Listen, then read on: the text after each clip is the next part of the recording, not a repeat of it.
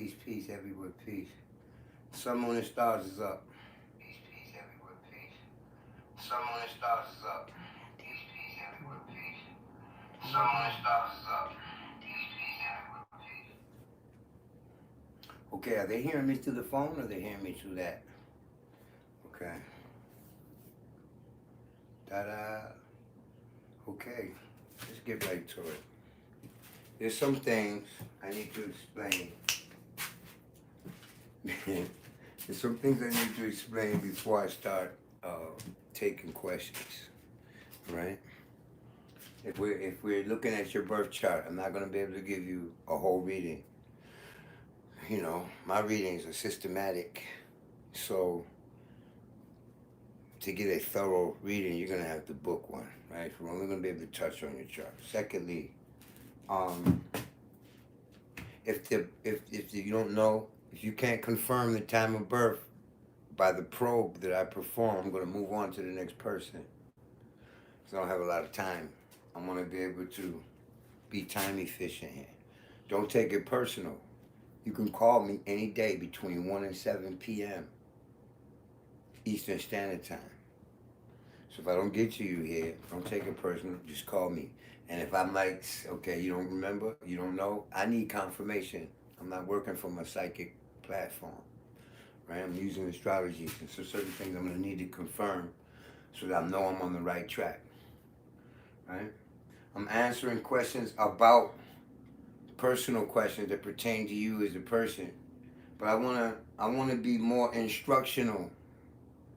I like the questions that deal with performance, method, and consideration, more so than, what about me? Because I want everyone to be able to answer to benefit, as opposed to this just being a session to get a sample reading, because my phone is open every day, all day for that.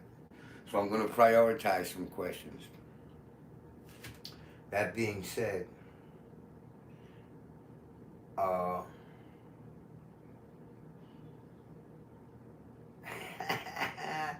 yeah, well, there's something, Hinton Murphy, something regarding this read is going to pertain to you regarding this whole session. Something out of it is for you, because there's no such thing as a coincidence. And on your birthday, Mars and Uranus conjunct. But that is at 6 degrees and 44 minutes of Taurus. So you would have to have something within, I would say, 4 to 8 degrees for it to matter, from my perspective, in my paradigm, for that motion to really matter significantly regarding you.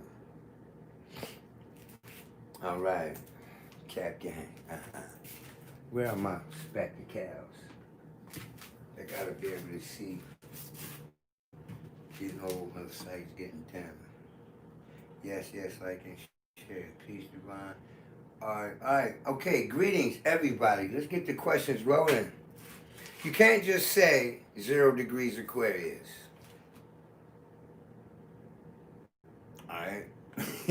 Because, it's a little bit more complex than that. 0 degrees Aquarius what? Okay? So people should understand that,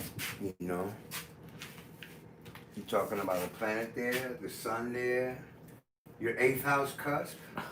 Is that 0 degrees Aquarius? Is that what you're saying? Oh, well, I gotta look at the phone and the screen. Okay.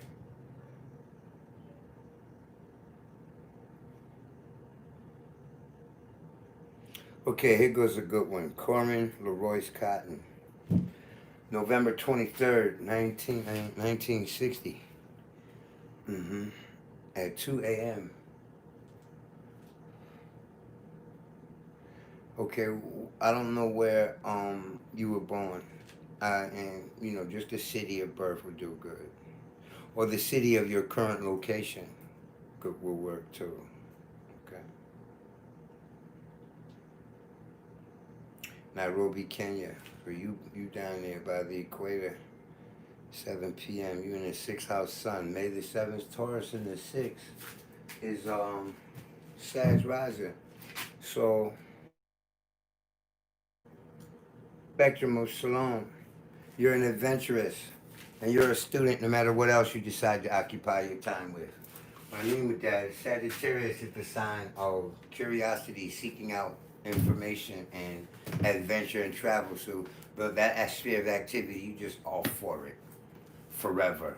And even though the date and time you gave me is for the sign of Taurus, the ascending sign is what I'm referencing here, right? So learning, maintaining optimism even in the face of circumstances that would make the average individual pessimistic is your perspective. You try to remain as optimistic as possible.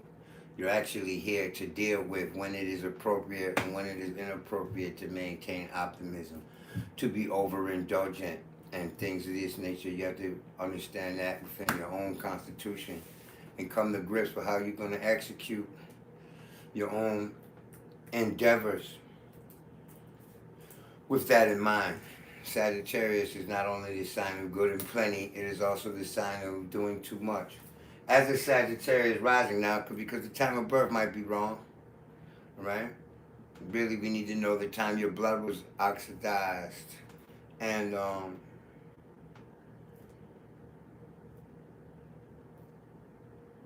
I lost it. Okay, there it goes. We need to know that I'm talking the spectrum of Shalom right now. We need to know when your blood was oxidized. That's the real time of birth in my paradigm. Okay? So the time of birth is subject to be in error, you know. And it is very rare that somebody is born directly on an hour, like 7 p.m., 0 seconds to 0 minutes, right? Somewhere close to 7 will put the sun in the 7th place. Sun in the 6th place. Sign of Aquarius, 7 p.m. Yeah, you halfway through there. Damn. All right. If I'm incorrect, then and Gemini would be the sign before that. So I need to ask spectrum of Shalom, and I'm looking for an immediate response here. All right. Do you ever injure your knees or feel pain in your knees as a child, or did you have issues with your teeth, dental issues? And or if not, did you experience pain or injury in the pelvic region or upper leg? That's yes or no. Because if it's no to either one of those, then I'm not going to look at that time of birth as valid. And I'm going to need to ask when the part of the body, or which part of the body, not when, which part of the body at some point in your youth you had to experience some form of recovery, right? And yes, I injured my knees, my teeth, yes. Okay, so I take back what I said. I'm going to put Gemini there, all right? Yeah, all right. Okay, I got to move on to the next person. Okay. Peace, my question is this. If you can go before and after birth, death in a chart, do we keep coming back with the same star alignment? Is our chart always the same in each life? Now, right outly, I'm going to say, I don't know. I have an opinion, but I need to establish first that this is an opinion. This is not a claim to fact or actuality, right? There is a theory based on the Naros, that's Naros, which is an eclipse cycle that occurs every 600 sibillion years, right? So every 600 years, the inner planets are very close to the outer planets. And in multiples of that 600-year fractal, you get even closer alignments, okay? Like, for example, if you look at October 30th, 1965, and you add 1,800 years on it, which is 3 Naroses, the planets are very similar. They're not identical. According to the Vedic astrologers, the theory is that the chart doesn't reset. It said that the solar system will reset itself every 4.32 billion years. That's 4,320 billion years. Okay? and or is it 4.32? Yeah, 4,320,000,000 years. That's how it goes. All right, that is a Mahayuga. All right, or an inhalation period for Brahma. Okay, I don't want to get into the philosophy of the number, but at any rate, in that cycle, they say that the chart repeats itself, resets itself. So it is very possible that the universe repeats the same alignments. Okay, we're still not pertaining to the human being yet in the information that I'm conveying. So don't take what I say and be like, oh yeah, every 4.32 billion years we repeat, because that's not what I'm saying.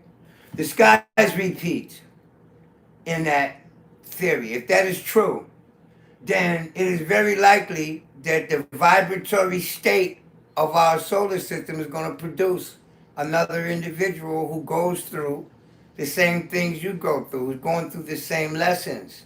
The same karmic indications are given by that chart that are given in this one. Okay, so what I had done was I got this from The Light of Egypt by Thomas Burgoyne. That's where I first came into the understanding of how to measure a Naros. So I immediately applied that theory to my own chart and to a few other people's charts that I knew, about 15 and 20 different people, okay?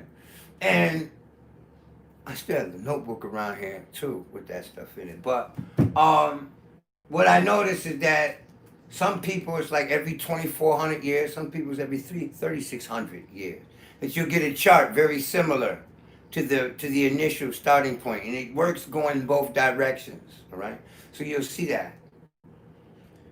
So since Mars describes this where a person gets scars, and the ascendant sign gives us indication to the formation of the features, a person very much like you if it's not you. Now, my belief is that we all are one universal soul.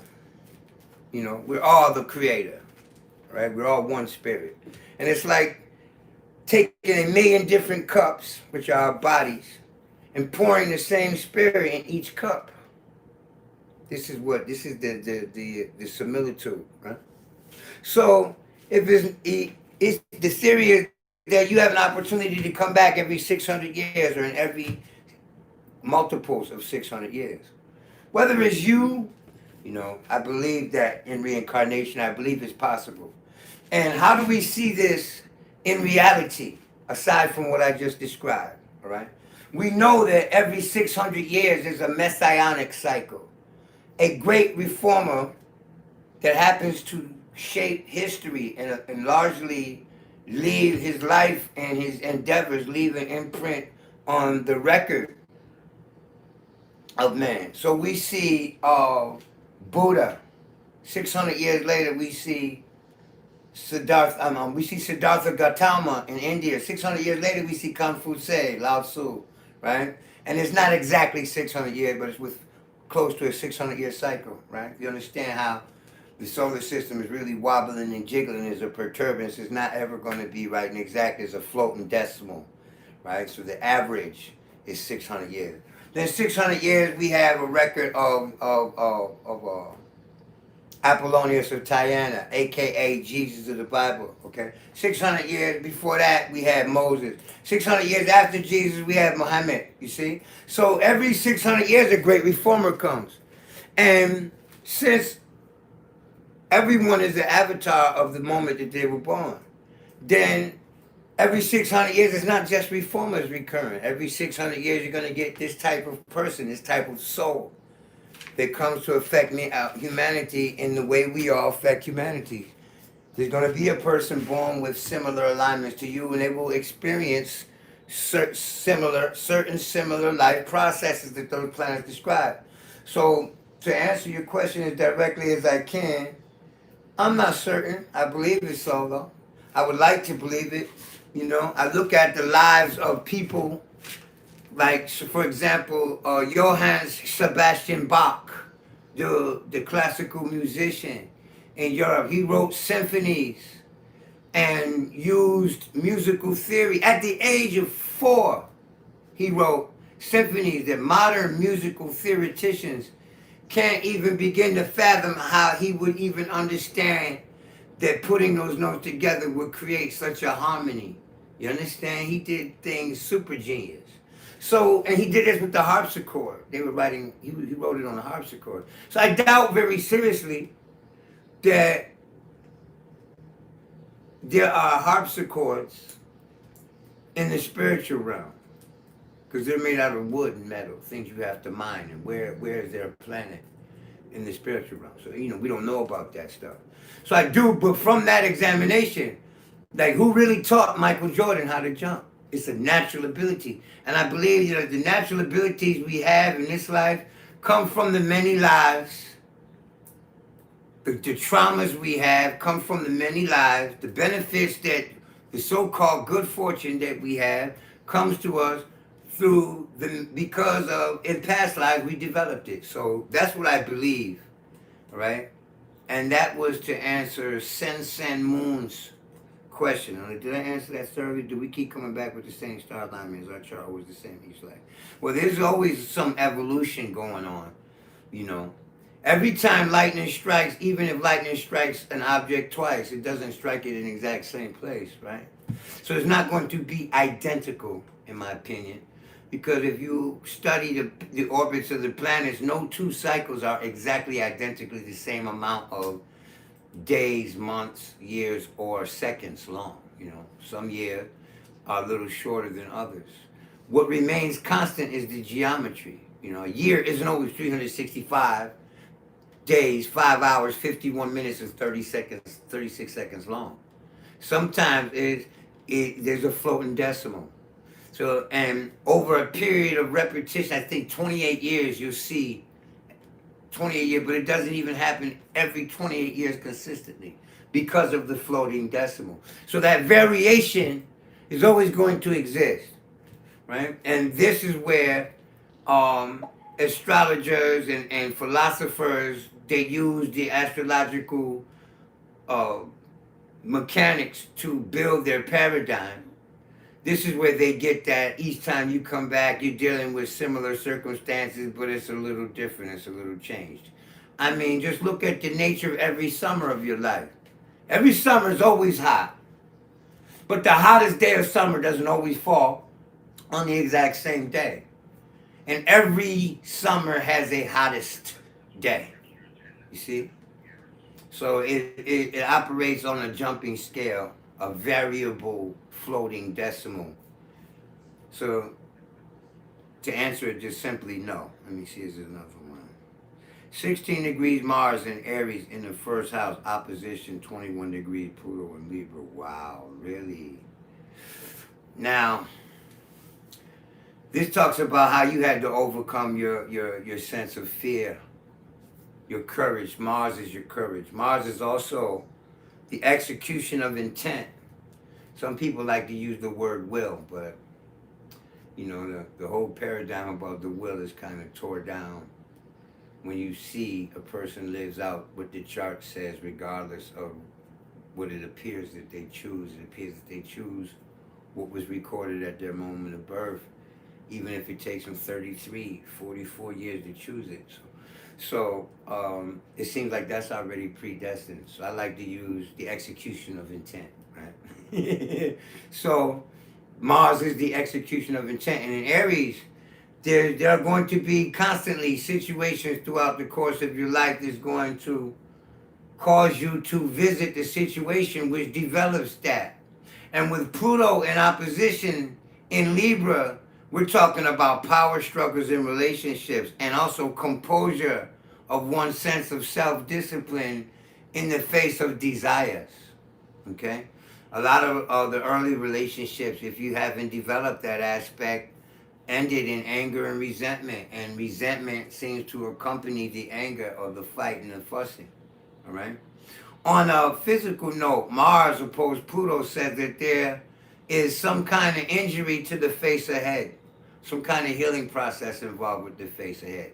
Now, when I say face or head, I'm talking about the Aries part of the body. It's also the left ear, or it could be the bloodstream, because Mars points to the bloodstream as well. All right? Next question.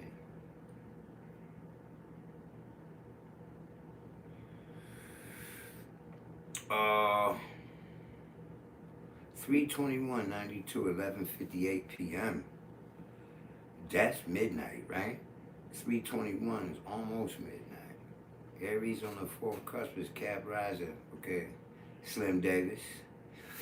Um, Aries on the fourth place is Cap Rising. So, self-discipline and the development of patience and timely matters.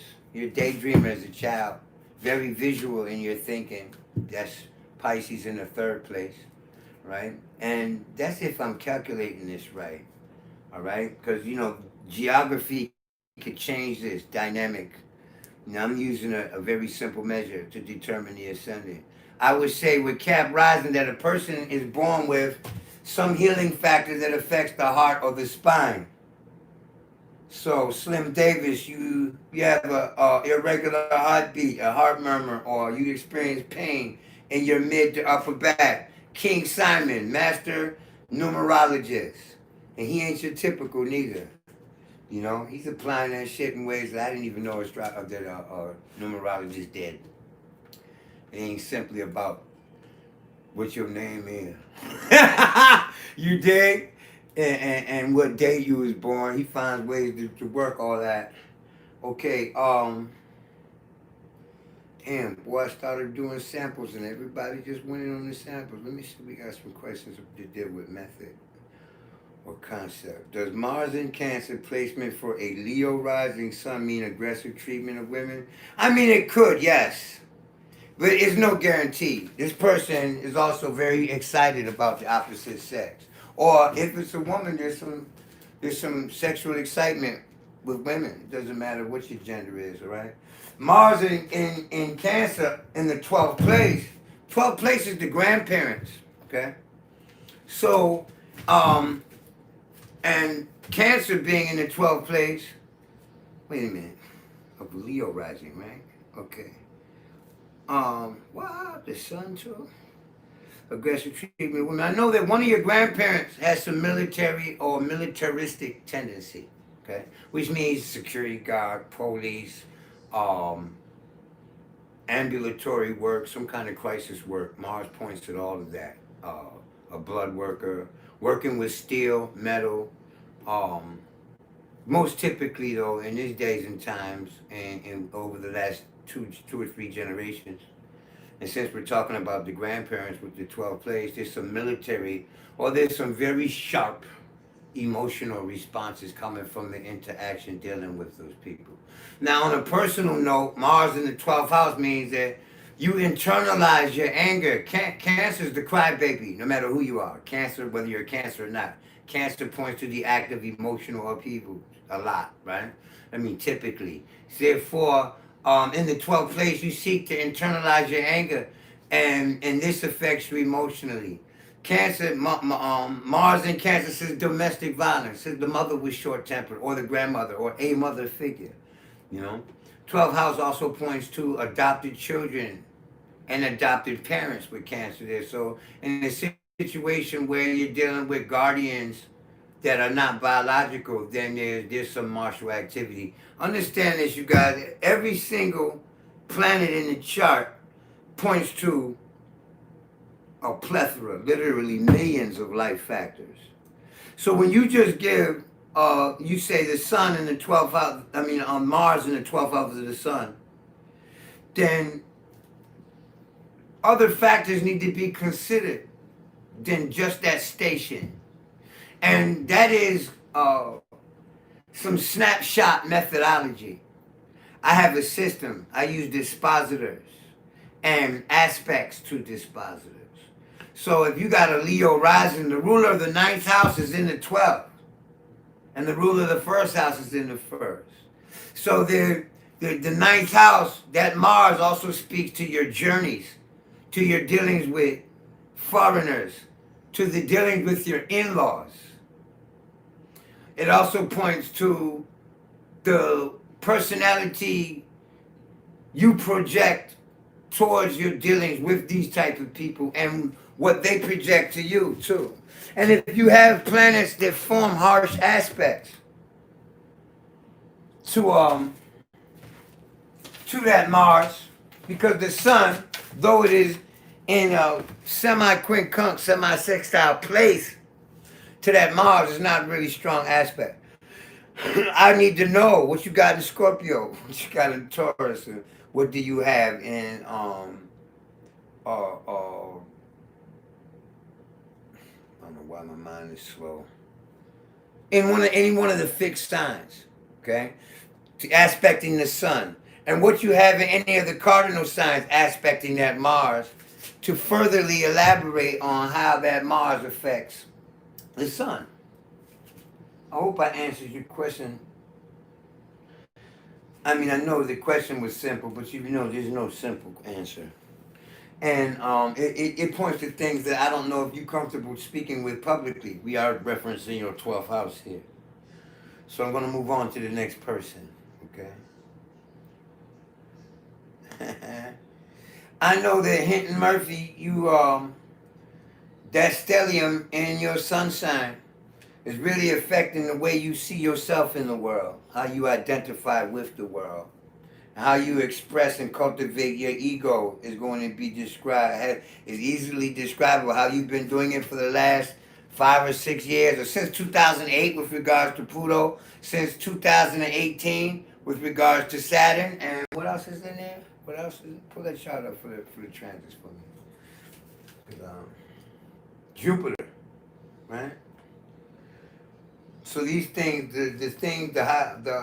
the archetypes that those planets describe, the whole concept of death and transformation and relocation and sense of self-discipline and the willingness to improve your situation has been tantamount since those planets have been passing through your sun sign. Now the tension, the ease, or the challenges related to those issues, I can't discern simply with the knowledge that the sun is in Capricorn. I would need to know what houses those signs sit in. You know, that sign sits in. So, with a few other things. All right. Question: do progressions of the chart give a better idea of the of seasons, health, wealth, or calamity? Or do transits give a better idea? Or is it a mixture of both? It depends on what the astrologer cultivates. Okay, I know astrologers that don't do progressions and they don't even believe in them. You know, they don't believe in them because their successes, if they have applied them, their applications weren't successful. They didn't crack at them long enough, in my opinion. Because I don't use transits. I use the transits for serious things, like for your outer planets, Saturn returns, and the aspect of the outer planets to the natal planets. I really don't rely heavily on transits. So personally, I'm going to say I advocate progressions because I have become skilled with the use of the secondary, the tertiary, and the minor progression. All right, and I've become quite proficient with them. So, and I also understand that the way I calculate those progressions aren't conventional either. So I can see where a lot of other astrologers would discourage their use or debate their veracity, you know, and validity. I have firsthand experience with it every day for like the last 30 years. So I'm going to use progression, but both of them give indication, all right?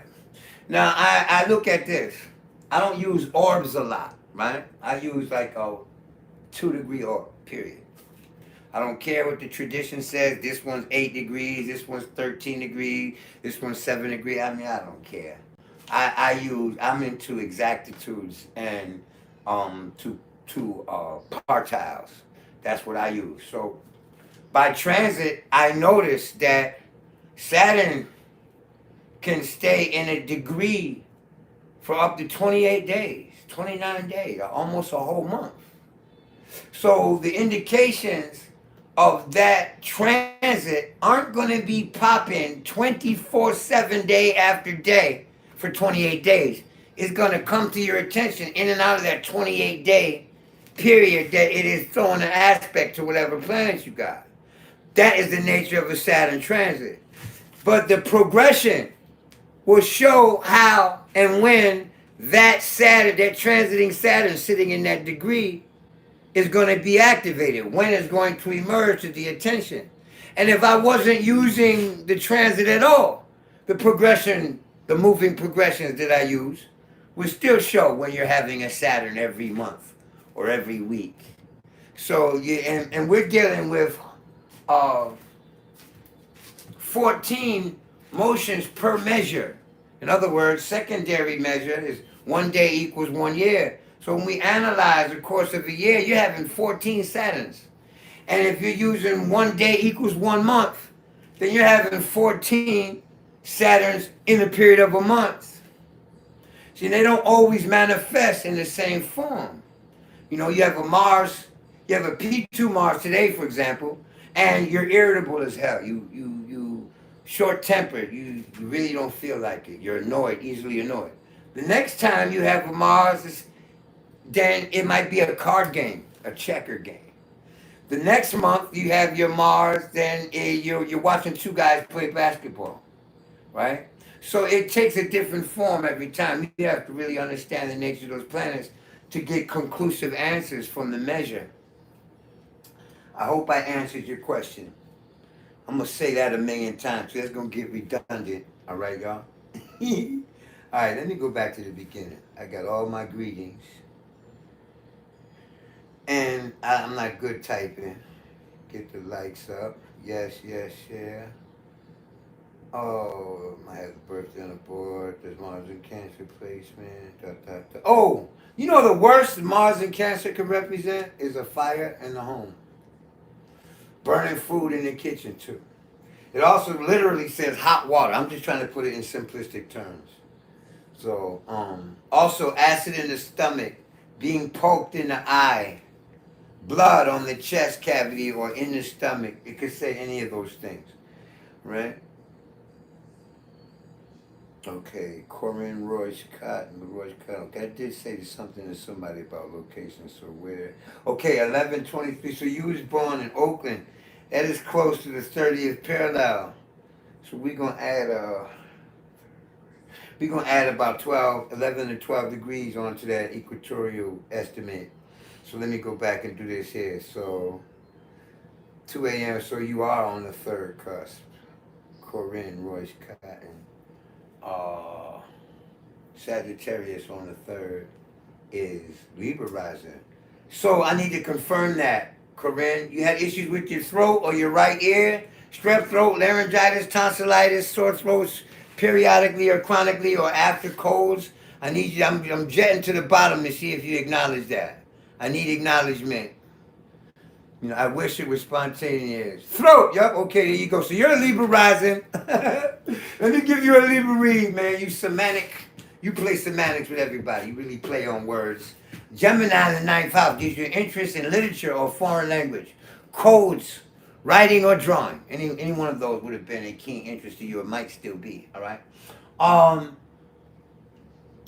Brothers and brethren at a distance, travel or separate, travel with or separation from siblings, cousins, neighbors, people you grew up with, all right, is a potential. And Libra, you believe in tact and diplomacy religiously. And there's a tendency to sensitivity towards the tone that people take when they speak. That's a really big fucking thing with you. So, you know, somebody might be telling you to duck, trying to save your life. And if you don't like the tone, I don't hear you because you're talking too loudly. You're yelling at me. So, you know, even if it's not that, that's just a sign. That sensitivity to tone is a sign that you can develop clairaudience. Look it up. Clairaudience. All right? Libra rising people are very sensitive to clairaudience. And these people really are the most non-confrontational people in the world with everyone that they don't live with. But their partners, they get the whole deal because they easily get upset in confrontational, hostile situations. The people that they're not intimate with aren't worth the time to them. And there would have been time spent away from the parents, or separation from the parents, or living with a relative, or having to stay for a period of time in your youth with a relative. This is derived from Capricorn sitting on the fourth cusp, all right? Libra risings look at loyalty as the criteria for friendships and honorable acquaintance. So when they see that a person has a lack of loyalty, it's an automatic, red flag to them as to whether this person is worthy of dedication, of their own dedication. Okay. And Libra, male or female, y'all all think y'all some shit in the kitchen. Y'all think y'all really dope when it comes to preparing some food, right? All right, let me move on to the next. Really not the next. The next one that catches me, because I'm thumbing up and down. Peace, God. I'm a Sag with a Leo rising. I'm a Sag sun with a Leo rising. Do I teach how to read an ephemeris? Yeah, I do. But it's really common sense. We get you on a Swift ephemeris, but that's not my primary mode. Okay, because they got free software now, so I recommend that people get software after they're able to conceptualize it mentally. You know, the difference between what I do with astrology and what I teach with astrology and what is conventional is that I don't want you relying on all that stuff. Before I throw you into an ephemeris, I want you to memorize planetary orbits, the average cycles for each planet, and to be able to conceptualize it, on request. So in ephemeris, I'm trying to teach you how to hone yourself to be a walking ephemeris, basically. Okay. But yeah, we do use ephemerises because these things take a while to develop. So in the teaching process, I might tell a person, listen, go to astrodice.com and trace Mars around the entire chart. I want to know exactly how many days, months, years this Mars cycle took, and I want you to measure more than one consecutive Mars cycle because they're not even, right? And every 2 years, Mars goes retrograde and adds another 5 months. Typically 5 months, average 5 months, not exactly 5 months. To the cycle, I want you to understand that. Then, using the ephemeris is a matter of convenience, okay? I want y'all to get it here. You got to be an astrologer everywhere you are to really, you're only an astrologer when you have access to your computer or when you have access to an ephemeris. That's the only time you can give an accurate read. It's kind of like, you want me to respect you as an astrologer, as a professional. It's something you do for real that you charge money for. So, yes and no, okay?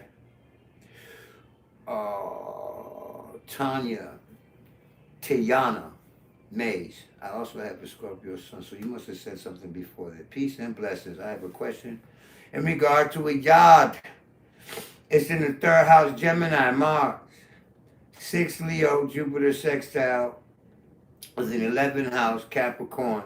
So it's in your 6th house, and the other 2 are the contributors. Okay, wow. So what is it about work? And let me deal with this first. The 6th house deals with labor, services rendered or received, labor that is done for you, and favors, because doing somebody a favor is performing a service for them. Okay. The 11th house not only points to friends, it points to uncles, aunts, elders in general. All right. It also points to the 4th child, or the product of the 4th pregnancy. So it doesn't matter whether all 4 of the children are born or not. The first child could be the 4th one made, right? Understand that. The 4th child that is made, if there's 4 children made, and the other house was the 3rd, right? How the hell does that work?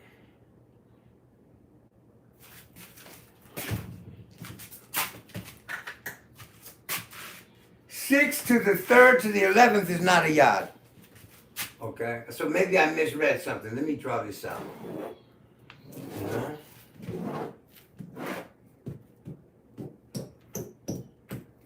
Okay, she said I have a yard. It's a third house Gemini. So, see now, I use equal house from the ascendant.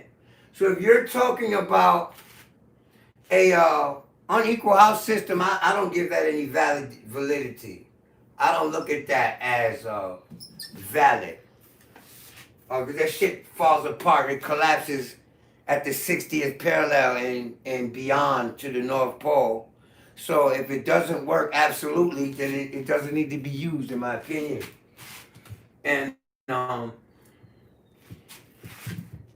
can't figure out how it applies in predictive science, how unequal cusps even matter. You know, when Mars hits the second cusp and that cusp is intersected, you got, in my opinion, you got 2 second cusps. That don't make sense, okay? If it's intercepted in the second sign, right? Or if they both in the second sign. So let me go back to this, right?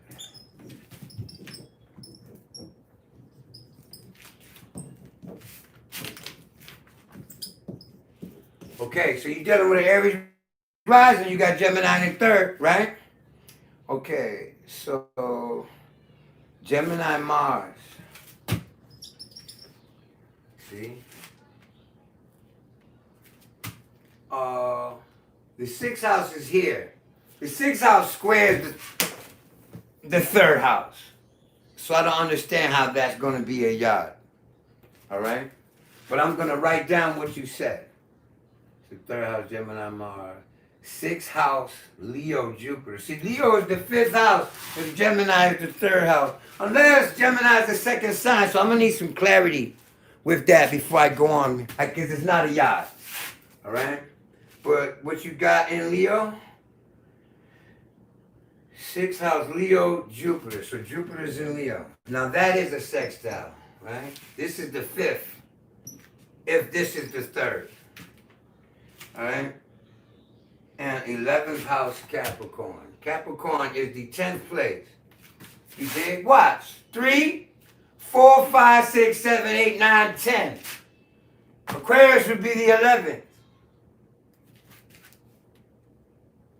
And I understand you talking about houses and signs, but it doesn't make a difference to me. If your ascendant is here at 28 degrees, Aries, then Aries is the whole 1st house, because it's cusps, not houses with me. If the 1st cusp falls in Aries, then the 1st house is Aries. It's just that this degree carries a specific Dwad ruler and a Deacon ruler. So those planets become pertinent, right? So I don't know what house system you're using, but I'm going to write the placements you got down here. And I'm taking way too long to do that. 11th house, Capricorn, Uranus, and Neptune, quincunxus. So you got a conjunction up here in the 10th place. Right? And this is the yard now. Oh, okay. Now, is this a male? Tayana, it's a female. All right. I hope it's a female name. All right. Okay. Let's deal with this in terms of mental faculty. This is a yard. Pardon me, I'm going to correct myself. These two by sign quincunx, all right? This is the focal point. And I'm going to deal with this interpretation from a mental faculty, from a psychological perspective, okay? Neptune deals with the inner vision of the imagination, okay? And it has a lot to do with you visualizing things. When I say imagination, I'm referencing the image part, okay? Not just the fantasy part, right? And Uranus deals with intuition. All right? So, and it's in the sign of Capricorn. Now, let me consider that for a second while I consider this. Mars and Gemini in the 3rd, Jupiter here. Wow. So this here is a choice or a situation that is described by this factor, okay? And I wonder if you steal words out of people's head or imagine what they're going to say next a lot, that would be just a very trivial manifestation of it, depending on what you're trying to develop, right? In other words, if you're seeking to develop these two faculties, You have to recognize intuition is your inner voice, your ability to realize things without any exposure. And it's always verbal. It's the voice in your head. It's not a gut feeling. But this is a gut feeling. This is a feeling a funny vibe type of thing. This is that part of the psychic. So you're intuitive and you envision things, especially in the face of difficulty. These two faculties are going to emerge to be developed, to be experienced.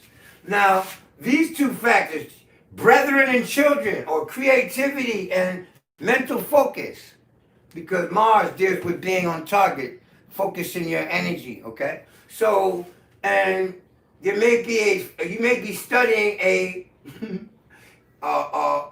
philosophy or an educational system or a cultivational system that deals with the development of these two. Now let's take it to a worldly measure. This is the computer. This says to me like computer graphics. It also says your kids and your siblings or cousins, household members, disturbing your sleep on a phenomenal scale. I mean, I can take it in a million ways. I hope I touched on some of your shit. All right? Whew. You'd be good to get into, because this is the 10th place, you'd be good to get into something that deals with electronics and music, or electronics and visual expression, visual art, design. Okay? And Jupiter and Leo is everything dealing with entertainment. And Mars, like the battle rapper who's very flam on stage and who ends up making a career out of that shit. Okay? Because this talks to dealing with crowds in public from a musical perspective. I'm just assuming that though. I don't have anything other than my imagination and inner vision to work with here. You know? I'm not, because this would be, whatever I said about this, would be greatly modified if there were planets here, or planets here, or planets here. Regardless of the alignment you're asking about, because that's the system of astrology that I cultivated, right, that I use. So I done got out of the habit of spot checking what this means by itself and what just three factors mean. Because this is going to be affected by whatever you have in this house, and that house. See, so that's the thing about astrology, that I feel like there's no such thing as a simple question, even if it's asked in simplistic terms. There's always a plethora of factors that need to be considered before I give it any concrete probability in my own mind, right? But then again, I'm just running through things right here, right now. I hope I gave you a satisfactory read. If not, give me a call on that 5-minute sample if you've never gotten one before, and I got you. I'll hit you with something real quick, like I'm trying to do here. Okay. Yeah. It's getting long over here. Alicia L., you're welcome. Mars and Libra in the 8th house. King Simon, really? So you feel like you're the only one, Mars, in your relationships, Libra, that has to muscle and hustle to make ends meet sometimes?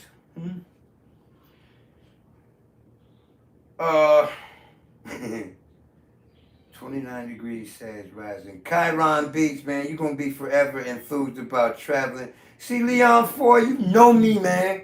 I know you, God. And I done read you before, so it ain't fair. That ain't really showing off. But I'm going to give you something.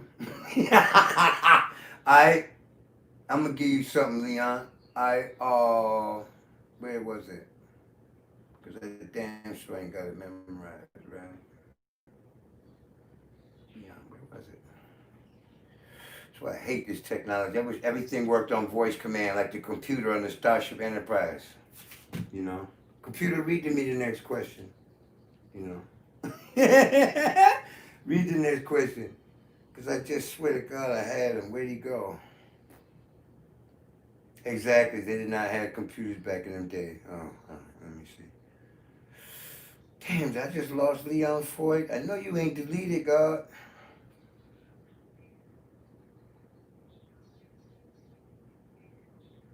Leon's towards the bottom. Yeah, but he's also up in the beginning. So I don't know which. Oh, there it goes right there. 4:23, Taurus Sun. 6 p.m. That's Scorpio rising, but I think it was daylight savings time, so that would actually be sad. Let me see. Let me show you how I do this, because sometimes I can visualize it with cold efficiency, but really, my kids totally destroyed my schedule today, so I'm a little fatigued. So I'm not going to be as quick and sharp as I usually am. He said that he was born at 6:08 p.m. So that's here. That's it.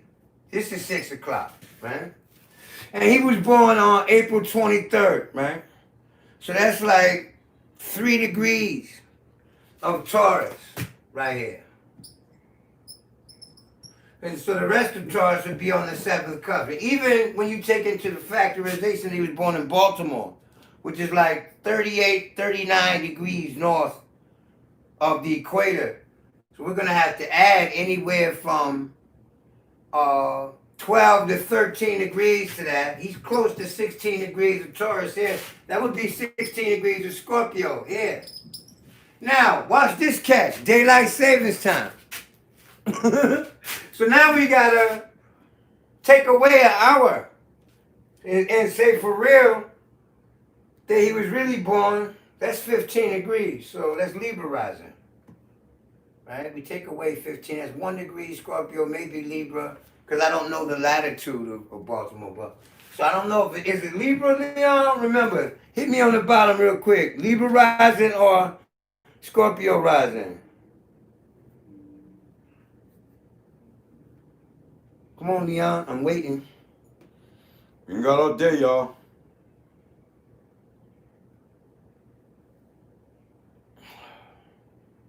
Okay, Leon, you need to come back to class. You well?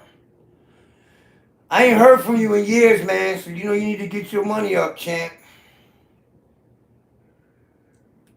I got a totally different tuitional rate now. I charge $1,500 for the whole course now. And I ain't taking no mercy. My little boys, they need to eat. My daughter, boy, she has a vicious appetite, man. Yeah.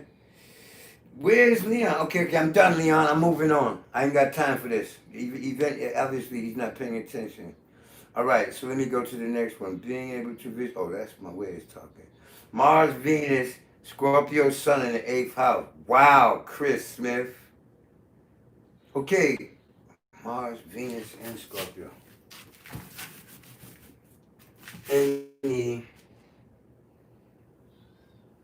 8th house, Chris Smith.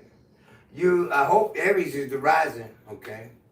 So Aries is rising, Scorpio's in the 8th, and you got Mars and Venus there. This is disputes about values and morals of finances and shared relationships. It also speaks to somebody who has passed away on you, okay? And this is the rule of this house, and this is the rule of this house. So more than likely, it's a close interpersonal relationship. There's a tendency to discord over financial spending, budgeting, or values. It may also point to the foods y'all like to eat and the things that you find comfortable doing. All right? And would involve this person, and this is you, and this here is your partner. Okay? Right? Now, Scorpio deals with resentment. It also deals with persuasion. So, on a positive note, Mars deals with being proactive or taking the initiative, right? To persuade. Now, there's a million ways to persuade somebody, all right? So I don't even want to get into all of them. I'm seeking to generalize. Your partner and their values. Or you get into relationships that actually your partner influences your values. And there's frustration with that on the low end. And there's also self-improvement because Mars also deals with self and the condition of self, okay? And there's no question in my mind because we are in a materialistic society and we're born in a Western society which is highly materialistic in this age, that and there's no real cultivational spiritual systems. We learn as we go, right? We don't have a regularly in Western world somebody that's going to really teach us how to use that Mars. So this is the reason why I jumped to discord and argument and disagreement before I jump to improvement. Because when you get older, after you get tired of that bullshit, and eventually you improve yourself. Okay?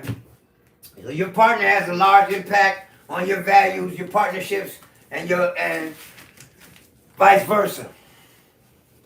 There's some impact on there. Now, there's some other wild shit I could say about Scorpio. Scorpio is sex.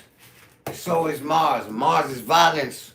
So, I don't really want to deal with the things that people are going to most likely deny or that they don't want to be exposed. But I'm still working with my full reading. Life conforming to say the least, brother has his own constellation. Thank you, Alicia L. Oh, Simon laughing. I know why you laughing, God. Libra love, peace, King Simon. 1/19/1991. Sun in the anaretic degree of Cap. Well, I can tell you this. Here goes Capricorn, right?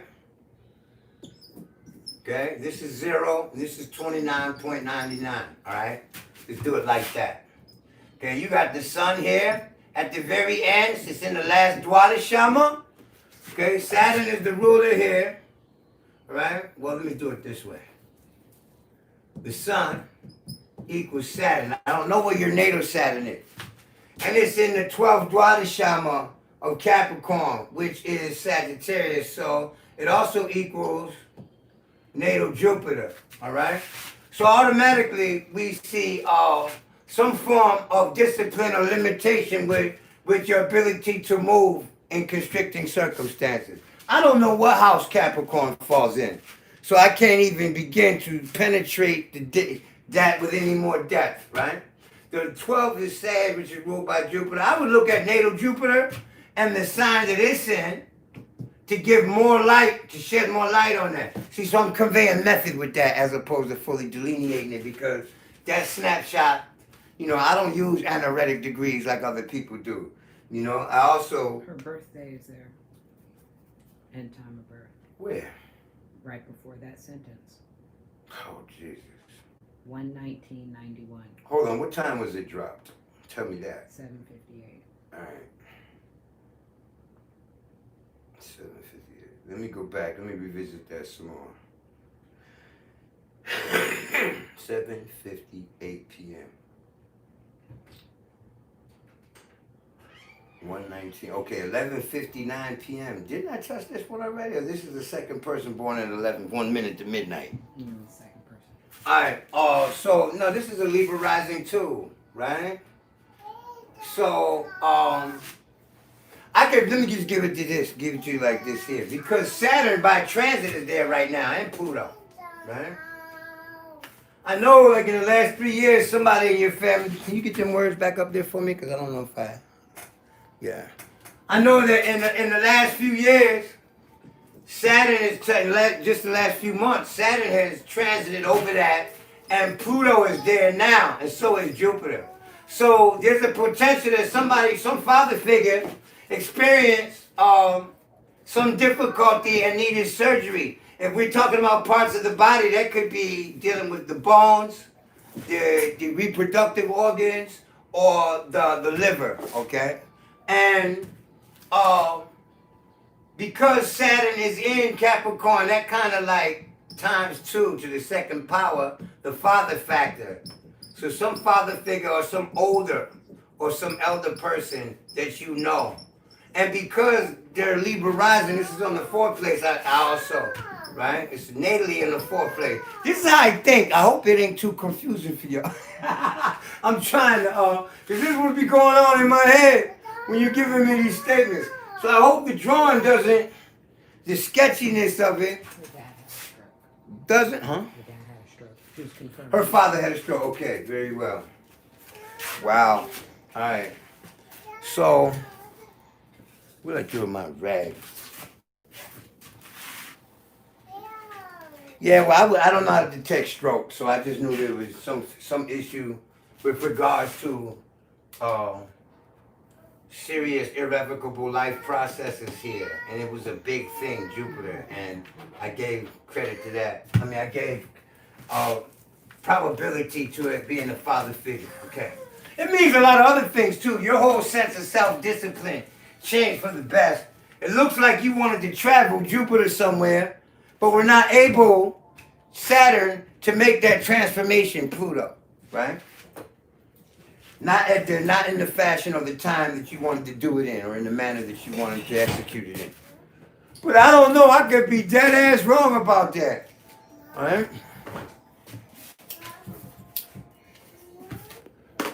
See, I'm having fun until I get really fatigued, y'all.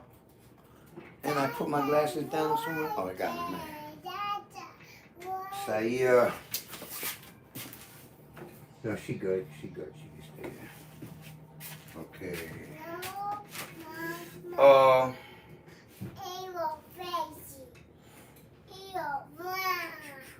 Let me get picky here.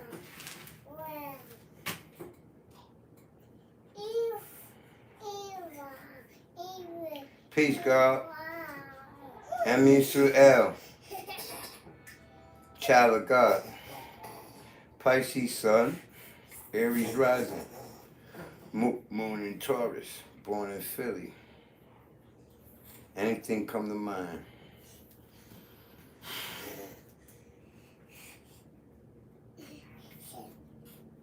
So you're a 12th house sun. All right. See, I don't even have to do the whole chart. Every sun, Pisces, man, he said, the ascendant is here. It's your self-expression, man. You have to learn to deal with impulse. Okay? Your impulses, your desire nature, and your sense of patience and timeliness is a constant.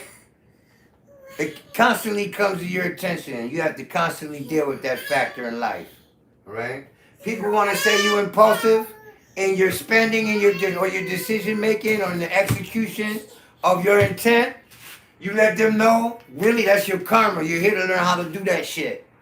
Whether you succeed at it or not, I don't know. Okay, I'm not even going to say that you will succeed or you won't succeed. It is easier at times than others. But for your entire life, this is the issue, right? For one.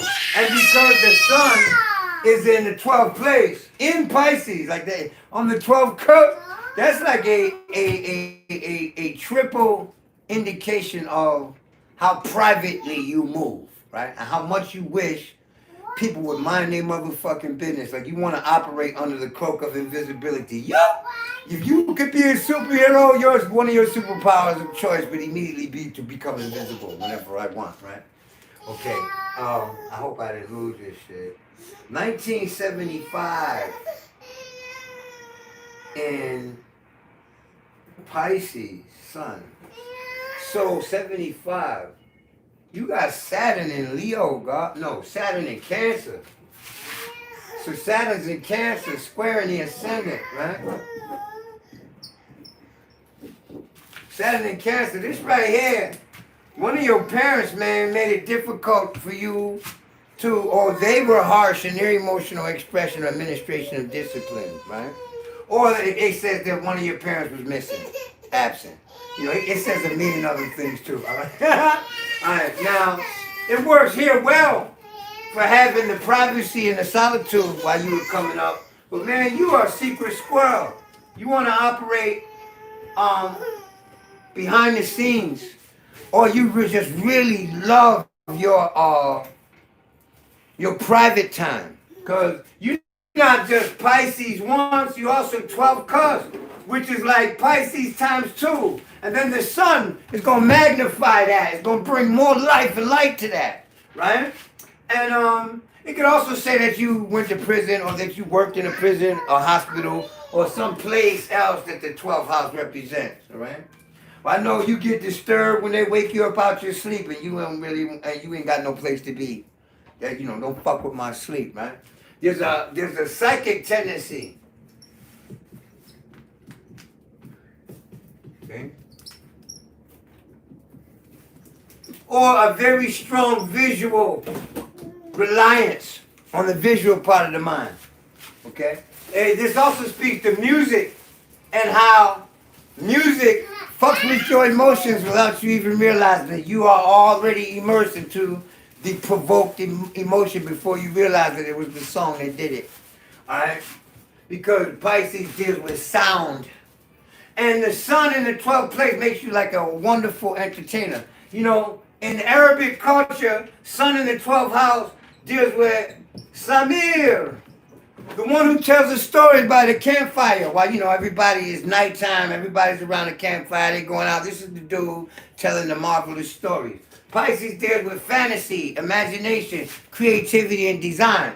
So if you engage in like songwriting or any type of visual art, then because it's in the 12th house, you need to be able to operate without distraction. You need to be in seclusion in order to facilitate that to its most intense.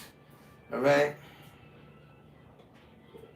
Should 12th house relationships be avoided? I don't have an answer for that. What I can tell you is that the 12th house is the place of karma. All right, let me show you how this 12th house, first house shit works. Because if there's a 12th house relationship going on, there is also a second house relationship simultaneously going on. So you can't just say, oh, this person's in my 12th house, I shouldn't fuck with them. You dig? Because the 12th house is your debt to God and humanity. It's charity. It is karma, you know, and it is the past, this life. And if you accept the doctrine of reincarnation, then it's past lives. So what I understand is that the first house and the 12th house in that dynamic, so let's say the person is a Libra and the other person is a Scorpio, right? That this Scorpio is in the Libra's second place. So this Scorpio has to produce something tangibly in this relationship, or is going to add physically and worldly phenomena, to the unseen, to the psychological, and to the spiritual and the ultra-emotional temperament of the Libra person. So I don't even know what two signs are there. I'm just using this example, all right? So while this person is in this person's second, this person is in this person's 12th.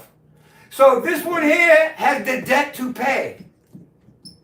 And since this person, this is the second house, the money house, the receiving house of this side, this is the one that's going to receive. But, I mean, that's from one perspective. Because in any relationship, it's going to be give or take constantly. But conceptually speaking, to understand that 12th house dynamic. Now, this represents one's personage, dealing with it individually, right? And this represents one's, how you say, intangible subjective self, the things that go on in the mind and what have you, right? So this person is going to affect this person's subconscious thoughts and memories, and this person is going to affect that person's values. So I can't say that it should be avoided. How do I know? I don't know, as an astrologer, how that debt is going to be paid off, or if there is a debt that needs to be paid off. And because I'm a Cancer rising, I have Geminis that I grew up with that are like this with me. You see? And I have Geminis who I wouldn't give that nigga a bucket of piss if he was on fire. So, and it's love-hate. 12th house is like love-hate relationships too. So some of the people are your karmic companions. Really, everyone is, right? But to isolate, you know, you owe this person something from a past life idea, right? And some of these people are going to be conspirators, or they're going to bring your downfall. They're going to contribute in some way to your downfall. What astrologer in the world can say that, oh, that person is a Libra, you're a Scorpio, they're going to be your downfall? Who can say that? When the Libra you're asking about, it might be something very karmic, and they might be a companion who's helping you to facilitate that karma. So I can't answer that question like that, right? I've seen it unfold. Okay. See, questions like that is the shit. Those are the motivating ones. Everybody want to know about themselves. I really need to see your whole chart to get you, because I'm not confident. I've been doing it for 40 years. I'm not confident with snapshot reads because I don't know what the aspects are, and I'm unable to gauge mathematically where the rulers of those places are. Like, for example, let's say that Capricorn is the 12th house and Aquarius is the ascendant. I'm going to give another question because a lot of people in this chat on some spiritual consciousness, and therefore this is going to be appreciated, right? Let's say Capricorn is here and Aquarius is here, all right? And let's say that this person has Saturn in the 7th house, which would be Leo. Okay? So if this person has Saturn, the ruler of this place, the ruler of the 12th, is in the 7th place, then that means that the sorrow or the karmic debt or the undoing is facilitated through the relationships. And how? Through a lack Saturn of loyalty, or because the partner didn't have kids, or because the partner was cruel to the kids, or because the partner was very stern in their expression of love. You see? And because Saturn is the ruler of the 12, then and it's facilitated in the place of the partner, then there's been some sorrow in relationships. In these circumstances, I would tell a person to be careful. Key word for Saturn is caution. Oh, you see? Yeah, my handwriting is just terrible, right? It's caution. And Capricorn itself is cautious. So I would say exercise caution and be careful when it comes to loyal person already. From a snapshot point of view, is going to experience all kinds of difficulty and hardship or obstructions expressing their love or receiving love from others. So, in them circumstances, it's on them, and I would tell a person that. I would say, oh, you shouldn't mess with her, because of this, that, and the third. Because her sun shines in your 12th house, and Saturn is in the sign of Leo, which is ruled by the sun, and you got Saturn in, and Saturn is bad. No, it may be that the stability, that the stable love life comes from a person that took them a long time to realize, because there's a million ways it can write itself out. Understand that a planet is an ideogram, a sign is an ideogram, a cusp is an ideogram. It's a hieroglyph. So, when people say to me, well, I just have one simple question and I want to know what Mars means, what Mars in Virgo means. Well, let me show you what I have to do. I do it really much quicker than I can write it though, right? You say you have Mars in Virgo in the 3rd place. And you give me a snapshot like this. No degree. You just say Mars in Virgo. So I don't know what dwell it's in. So a whole layer is going to be missing automatically because all you gave me was something like this, right? Well, Mars is anger, frustration, impatience. I'm dealing with the negatives first, too. We're going to go from worst to best, right? Impatience, annoyance, impulse. It is sharp, hot,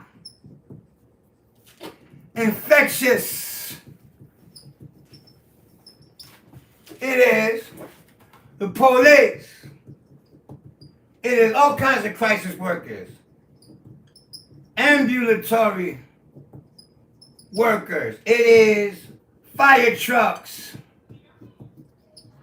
firemen, paramedics.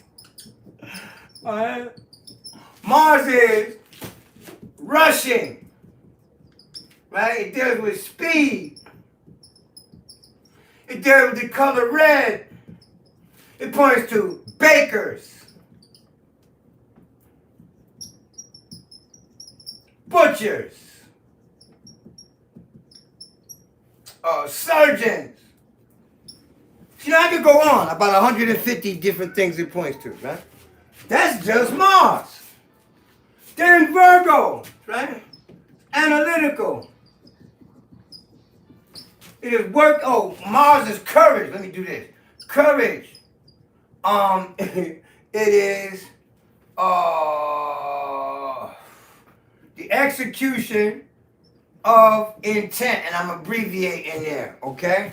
It is the face, the head, the brain specifically, right? The left ear. It is blood. All right? So you see all these factors already? And you say, oh, I just want to know simply what it could mean. I don't fucking know, man. I know what Mars means. It means A through Z. Or 1 through 150, right? Then Virgo is analytical. It is laborious. Right? Because it deals with labor. It deals with services. It is the colors, it is light earth tones, right? Like the color of straw, khaki. I think I spelled that wrong, right? Spelled like that, maybe? Alright, so Virgo is critical. Right? It deals with diet, habits, regimen, employees, hygiene, right? Did I say habits? It deals with habits, good or bad, routine. It deals with the physique in terms of condition, right? Physical conditioning, all right? You know, I don't have a whole lot of room on this board, right? So then, the third house deals with siblings, neighbors, day-to-day contact, right? It deals with speech, writing, mental processes, mentality, especially those that have to do with the perception. It deals with learning,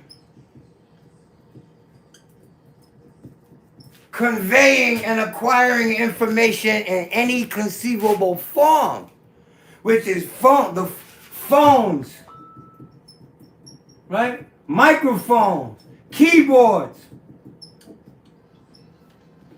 books, magazines, periodicals of every conceivable sort. All right? So so now, when you ask me what does it mean, I have to actually consider which word from this column, which word from this column, which word from that column pertain to you. Without any other, I would have a better idea if I knew that Saturn was in Pisces too. Okay, because now we're dealing with an opposition. So now I have an idea how you might execute this Mars, because I see what's challenging it. So from this, I can better decide in my own mind what it might mean for you. And this is why I'm constantly, repetitively saying, I don't know, you ain't giving me enough. You know, because I have grown in my years to read the whole of the chart, and I realized that it's like trying to stab a black cat in the dark with welder goggles on. Just using this one. Because I don't know where the black cat is in this. You know, it could be that your sibling, right, works, provides a service as a baker. It could be them three. It could be that your neighbor, right, has the habit of rushing you to do things. You see what I'm saying? Because the third house is also the arm, shoulder, hand, fingers. And Mars is cuts, right? Did I say cut? Okay, infection.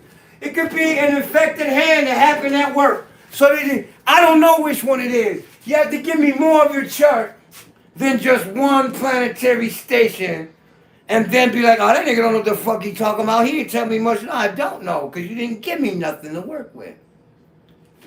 See? Alright. See, you're going to have to download the video, y'all, because I'm going to use this board. I'm going to oh, Jason, I was writing that down. I need to use that. You know? There are literally 10 normal conventional planets in modern astrology, which automatically says that, and 2 of those planets rule 2 signs, right? In modern astrology, well, 3 of them, okay? So, I mean, just put it in these kind of terms. Each planet rules at least 10% or gives indication of, that's what we mean by rule, gives indication of 1/10 of everything in the universe. So what does it mean, man? You got a million marbles there. You know better which one it means than I do even. And I've been doing this for years, decades. You still know better. So now, let me get back to the questionnaire. I don't deal with intercepted houses, Che. I don't believe in them. They are structurally impossible to me. You know, intercepted houses. Because to me, each cusp points to a different area of life, okay? And they also point to different relationships with people. So let's say you got an intercepted house, you got 3 signs in 2 houses with a sign in the middle. I mean, there may be some psychological indication given there. I have not found a way to implement it into my predictive measure. And I'm going to give you an example, okay? All right, let's say this is the first cusp, right? And this is the sign of Leo, okay? So then this is Virgo. Is it? Leo, Virgo, right? And Libra, all right? Okay. Intercepted would say that the first cusp is here, the second cusp is in Virgo, let's do another one, and Scorpio, all right? And let's say that the third cusp is in Scorpio. Well, this sign describes how you express yourself, first cusp.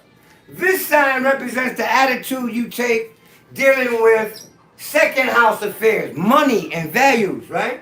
So this sign is going to describe, because it's third, it's going to describe your brethren.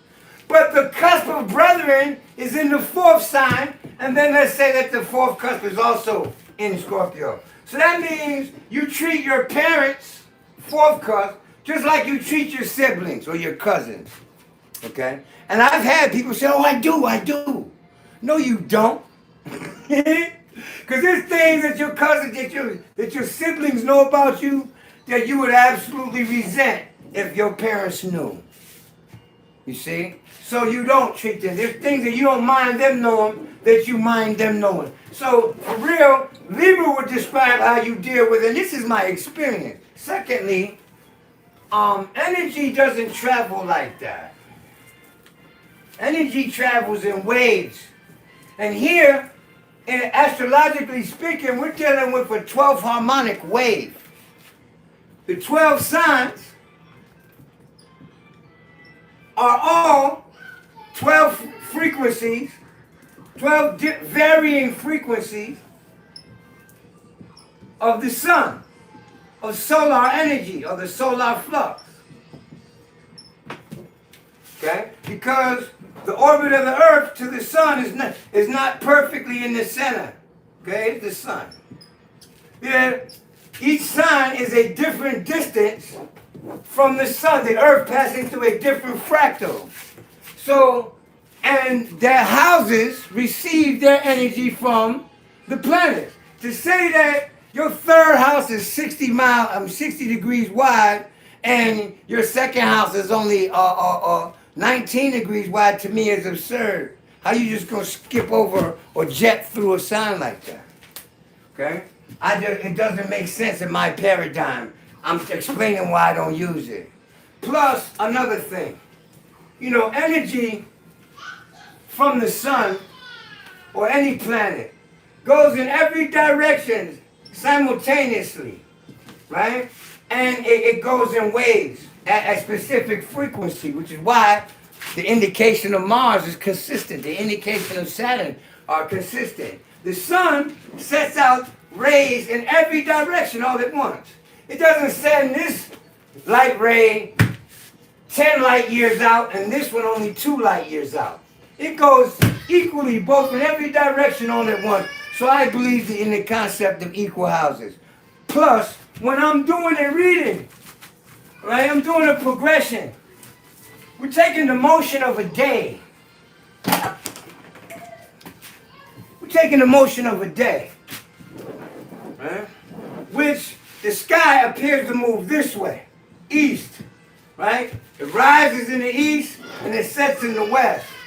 So through the course of a year, we take a day and spread it over a year, a planet is going to traverse each one of these places, okay? Now what doesn't happen is it doesn't traverse each one of these houses in the same period of time. But each one of these houses is 30 degrees. Just like every sign is 30 degrees.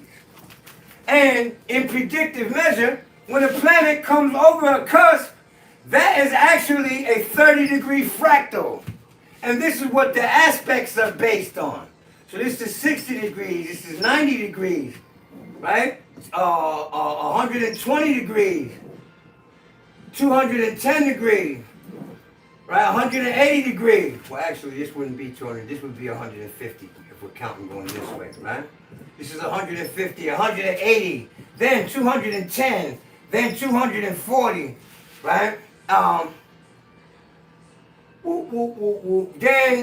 270, then 300, then it comes back 360 degrees, okay? This is what creates the signs, the 12th harmonic of the sign, which is reflected in the houses. So if we're dealing with unequal houses, a planet wouldn't travel 30 degrees here. It might travel 37 degrees. Well, then you have to prove to me that the moment in this progress where it reached the 37th degree of that 12th cusp, if it was 37 degrees away, that there is an event or a phenomena that the 12th house and that planet and the sign that it's in perfectly describes. I have not seen anyone do that with unequal houses. And since I'm doing this on the internet, I mean, somebody got to bring me some evidence. And I'm not talking about, well, one time this happened and the Mars is right there on my unequal 12 cusp. I don't want to hear that because I guarantee you I'll find it someplace else. I need to see it every time that or something similar to that happened. Mars is on the 12th cusp. So that every time Mars, any planet got 37 degrees away from the ascendant, that you experience some 12th house shit. You see? Some 12th house shit. If you didn't, then it's not consistent, and that's not astrology, and it ain't based on your opinion. You can't say, well, to me, it means this. Because the 12th cusp ain't going to be your cousins and brothers unless you got a planet or a sign on the 12th cusp that brings that energy to indicate brothers and cousins to it. 12th house deals with sorrow, deals with charitable situations, deals with sleep and fatigue, deals with the grandparents. You have to show me how every time a planet crosses that point, you can give me a 12th house keyword and that describes, and you got to show me that it actually happened. And I want to see all the charts. I want to see more than one chart because I done studied like more than 7,000 charts using Placidus to see. Over a period of 5 years, I didn't come in the door using equal house, and I was not able to say that every time the transiting sun even cross my natal unequal 12 cusp that I was tired, or I was drunk, or somebody got out on me, or I did something to undo or to blow an opportunity, because this is what the 12th house represents. I couldn't do that, but I can do that, and I've been doing it consistently, using every 30 degrees. Now why? Because all aspects are fractals of 30 degrees. And therefore, the signs are per every 30 degree express a different manifestation of that solar flux. So every house at 30 degrees is going to do the same thing. And it is when planets reach that 30 plus, when I say 30 plus, so it's 30, one set of 30, 2 groups of 30, 3 groups of 30, in other words, 30 degrees, 60 degrees, 90 degrees, 120 degrees. Every time a planet in transit or progress gets this many degrees, a fractal of 30, from a specific point, then that planet affects the point that it aspects. And it does so on an equal tip. So this is why I use that. And since the ascendant is a degree in the rising sign, every time something squares that ascendant, there's an aspect, there's a predictable phenomenon that is described by the planet doing the aspecting and the planet receiving the aspect and the 2 signs that are involved. I repeat, I have not seen that with any unequal house system. Not Regiomantis, not Coach, and not Placidus. So somebody in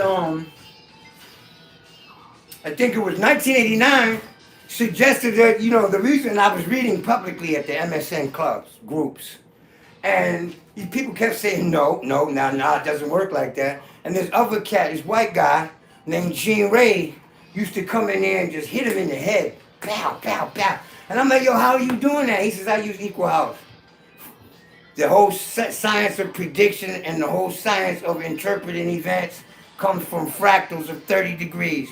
So why aren't the signs and houses arranged like that? He said, you'll get more success if you do it. Just try it. I tried it, and I've been doing it like that consistently. I ain't never looked back ever since. So I can't really give you anything to help you justify using that unequal house. And secondly, let's say you're in Alaska, which is like almost the 60th parallel. Okay, you're between 50 and 60 degrees north. Once you get at certain places in Norway, at certain places on the globe, that whole unequal house system shit collapses. So you have the midheaven in the 12th house, which is fucking impossible, man. Okay, you know. So I don't use the unequal house system because it's illogical, it's unprovable.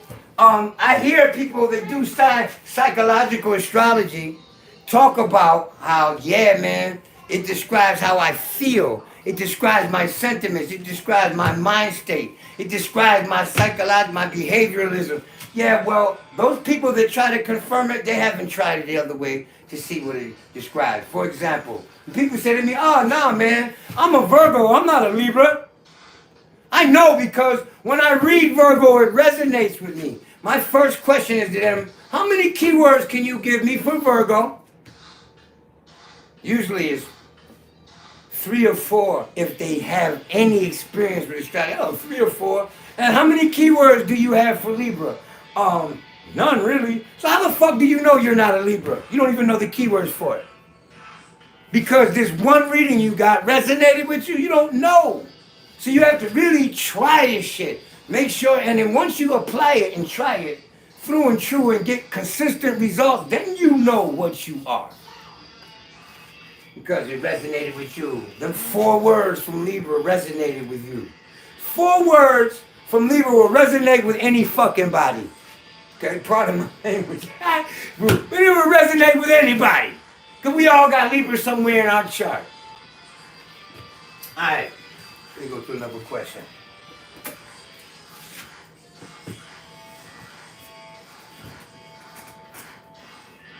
Woo! Nakshatras versus deacons and dwars. They don't verse, they work together. Nakshatras are lunar. Deacons and dwarves are solar. First of all, what you have with nakshatras, their subdivisions are called padas. Okay? But they still use these fractals because they're harmonics. And wherever you have one wave, you have a midpoint, a high point, and a low point to that wave. So that it can be chopped up according to that degree of manifestation. So there goes the deacons, right? You have the beginning, the middle, the high point, and then the decline of things. This is what the deacons represent. Then the 12th harmonic is said to manifest things most phenomenally, most that you can bear witness to, that you can feel, that you will hear in the world. So thus the signs are the 12th harmonic of the sun. So how to use deacons? I'll get to the nakshatras in a minute. How to use deacons. What sign you want to use? Let's say this is, what's the sign I haven't used yet? Aquarius, Pisces, Aries, Taurus, Gemini. Okay. So, the beginning of Gemini has a very strong Gemini, Mercury, third house nature. The third dwad, and it's still dealing with communication, so writing, speaking, right, lecturing. But the second the second deacon is Libra, Venus, 7th house-ish, okay? And this deals with how you communicate in your interactions. So people here are going to be more communicative in their relationships than they are in their mental development, right? Then the last one, which is Aquarius, which has to do with the higher mind, with science and knowledge, all right? So this is always information. It is always communication, right? It is always thought. But the layer that you're going to put on how a person communicates or when a person is most communicative will be determined by the deacons. Now, dwads is just taking the idea that every phenomenon that exists in reality operates in a harmonic wavelength. So each sign, each deacon has 4 dwads in it. Right? And the very first dwad is Gemini. The second, we're still using Gemini, right? It's going to be the sign that it's in. The second one is Cancer. So now let's say you got, let me go further. Cancer, Leo, Virgo, Libra, Scorpio, all right? So let's say we're looking at the brethren, all right? And let's say the sun is in the Scorpio Dwadashama of Gemini. So we can say that your form of communication or your interaction with your brethren is going to be shaded by Scorpio. And the placement of Pluto, wherever it is in the chart, will also furtherly describe how you communicate or deal with your brethren. And it goes for every sign, right? I use the dwads to wow people. You know, like one woman, she was like, she said to me, I've been watching you on Facebook for like 5 years now, and you don't really have a method. At first I thought, well, is she trying to get me to display a method so I could prove her wrong and so that she could get a fucking lesson without getting in my class, without enrolling in my class? Or did she really think I don't have no method? I said, all right, you tell me what day you was born. On the deal, tell me where your Mercury degree is. I said to myself, I'm going to talk about her brothers. Tell me what your Mercury degree and sign and house is. So she said she had Mercury at 18 degrees of Aquarius in the 9th house. Right? Automatically it changed my mind. I don't want to talk about her brethren. I want to talk about her father. 9th house. Right? I said her father. 18th degree of Aquarius is the Virgo dwad. Right? So what I said was your father drove a garbage, Virgo, truck, a Aquarius plus the 9th truck. I said, yeah, your father drove a garbage truck, and that was his job, Mercury job. She said, no, you're wrong. He was a sanitation engineer. Well, Virgo is sanitation, and Aquarius is engineering. The 9th house is the father. And he worked there, Mercury, for 20 years. He retired from there. So she was like, well, how did you do that? I said, I ain't got no method. But my method was the Dwight system. So it allowed me to not just say your father was knowledgeable that he worked with machines, because that's what Aquarius on the 9th says by itself. And I did not, at that time, make it a habit to chase the ruler of Aquarius, but in hindsight, to the present, looking back, she had Uranus in Virgo, which also says sanitation engineer. So she had a sanitation engineer twice in her chart. You see, Mercury in Aquarius says sanitation engineer, and Uranus in Virgo says sanitation engineer. Okay, so this is how I use dwarves and deacons for the person who asked. It just said plainly dwarves and deacons. Can you get the words back for me? Fat fingered, baby girl. All right.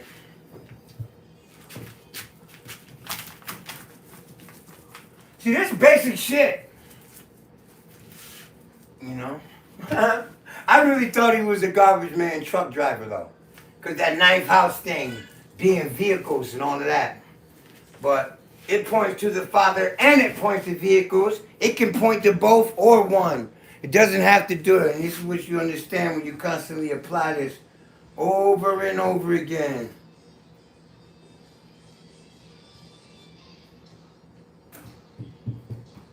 Okay, Dave, you got a big scar on your broken arm. GLI Dave. I'm going to need you to get ready if you're still there, Dave. Just a broken left arm. I can figure out 12 ways to find illustration for that in the birth chart. So I need a little bit more information than a broken arm.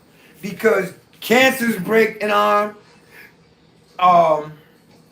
In my generation, Scorpios can break their arm, and Virgos can break their arm. And I'm talking about rising sign or sun. So there goes 6 ways to say broken arm right there. Those are 6 scenarios, 6 types of individuals that are easily break down. So I need something else. You broke the left arm, injury to the left arm. The first place I'm going to go is to the 3rd cut, right? So, a broken arm could be Saturn in the 3rd, Uranus in the 3rd, right? It could be a square or an aspect to Mercury, right? It could be an occupant of anywhere in the chart in Gemini, because all of these would indicate injury to the arm, what I just mentioned. So I need a little helper with that, okay?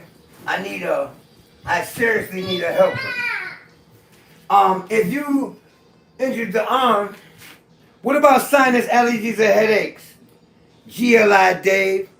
You get sinus allergies or headaches, or have you ever injured the face or head along with that? Huh? He said yes. So you overly critical. You insist that you would buy a neutral colored car, black, gray, maybe brown or green. Camouflage colors, camo. But any colors you would see in a camo combination. But basically black, right?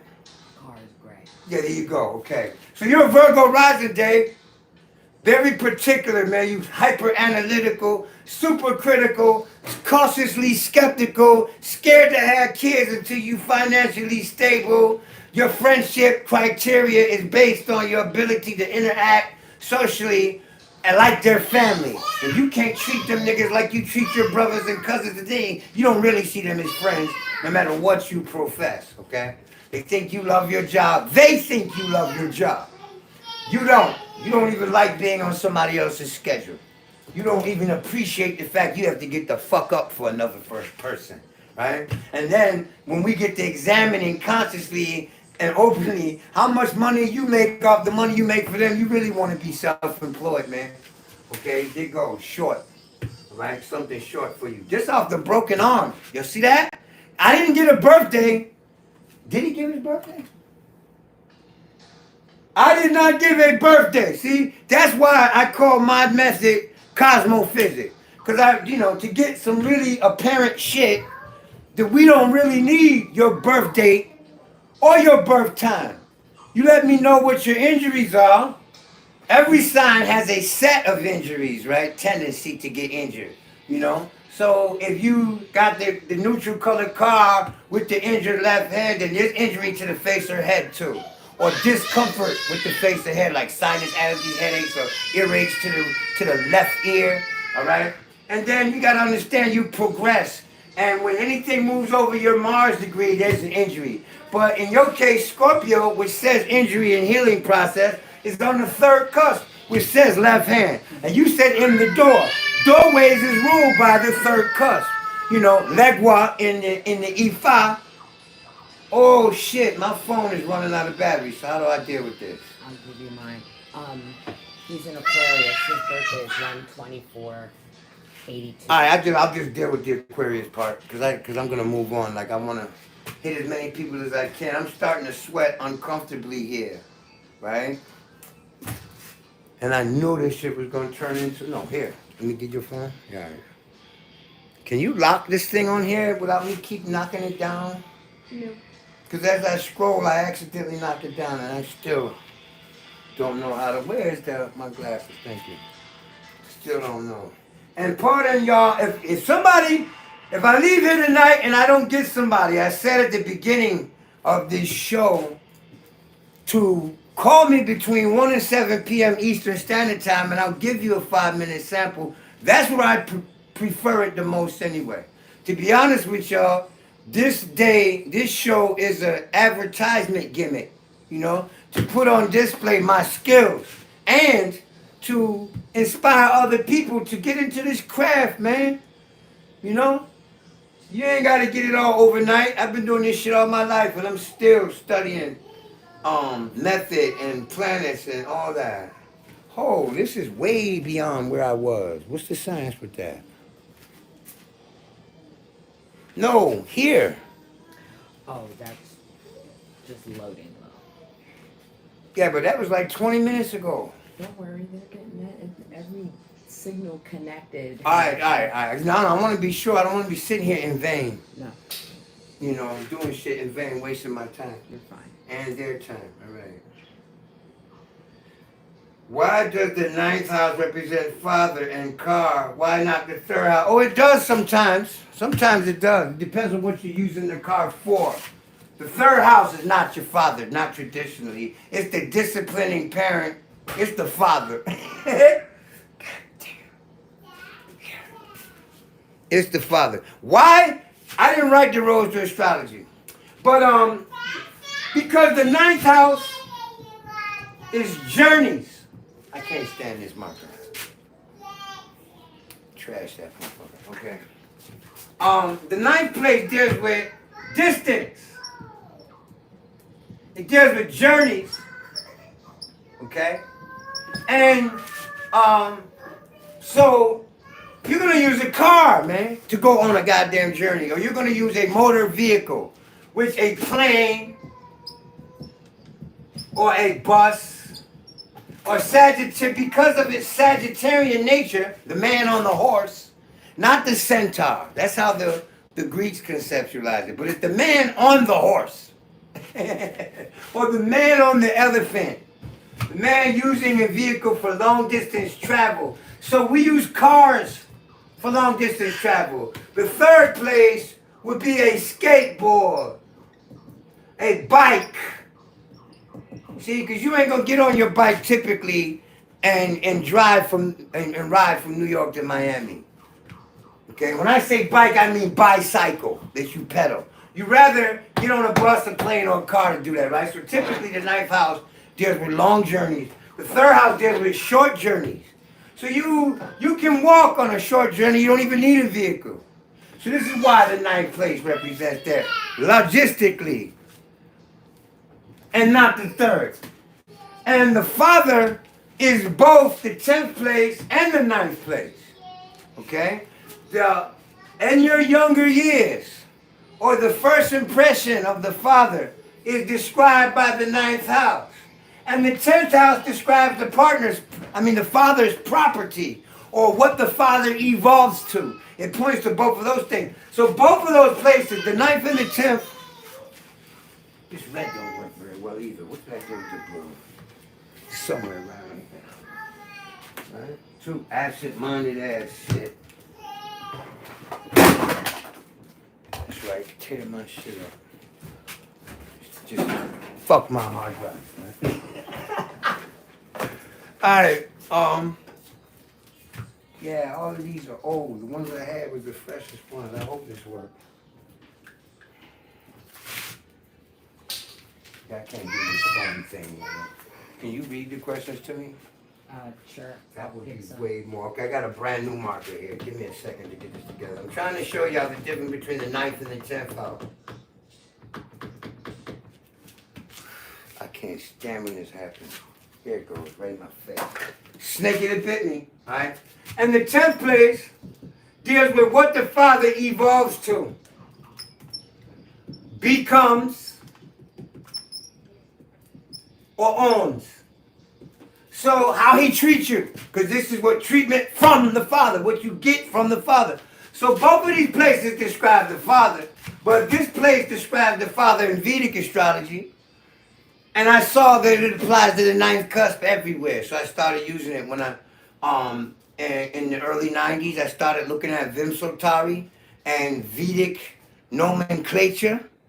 You know, method and consideration, what elements they use to consider this and what elements they use to consider that. Like, for example, in Western astrology, they tell you that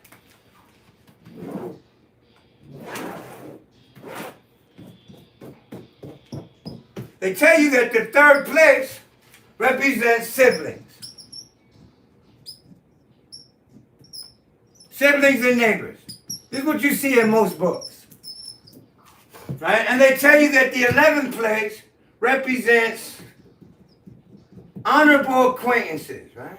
Acquaintance. Okay? And friends. The house of friends. Okay? You know your best friend is here. Because this is the friend who you treat like a sibling. Or who you care about like a sibling. And this is younger siblings in Vedic astrology, and this is elder siblings in Vedic astrology. You know, and it makes mad sense because since the 3rd house is siblings, here's you. The 1st cusp, your personage. So as this describes the younger siblings, then the 11th, the 1st house, the 1st place, is the 3rd place of the 11th. So it is the sibling of the 11th place. And since that's you, then you're the younger sibling of your elder sibling. So the 11th house, I started using some Vedic principles in my house delineations. And you know, astrology has had the opportunity to flourish in India without all that anti-monotheistic, anti-astrology shit because, you know, Muslim, Islam, Christianity, Buddhism, you can't be hard on astrology and their doctrine makes sense too. You see? So Christianity discourages astrology. So all of the civilizations that were mainly influenced by those religions demonized astrology and celestial sciences and the occult altogether. Whereas in India, Sanatana Dharma, or what people want to call Hinduism, astrology, Jyotishi, is a 1/7 of their religious doctrine. So it's incorporated into their religion. It wasn't discouraged. So they were able to cultivate a method and a system over a longer period of years. And that is not an admission that simply that Vedic astrology is more accurate than Western astrology because people don't even realize the diversity of application and methodology and school of thought and technical practical application and measure used in those. You got Germany, which is a totally different system, but is used in conjunction with them so tired. That don't make it more accurate. Okay, people want to say which is more accurate, sidereal or tropical. If I train with a samurai sword, if I train with this samurai sword for 60 years, every day, and I started training with a butter knife 2 years ago, I'm going to be more accurate with that samurai sword. And if the other way around, this guy trained for 60 years with a butter knife, and he just started a couple years ago using a samurai sword, he's going to be more accurate with the butter knife. So it depends on what you practice with. I know that both of them give equal indications. You know, just recently, a comrade of mine, Darren,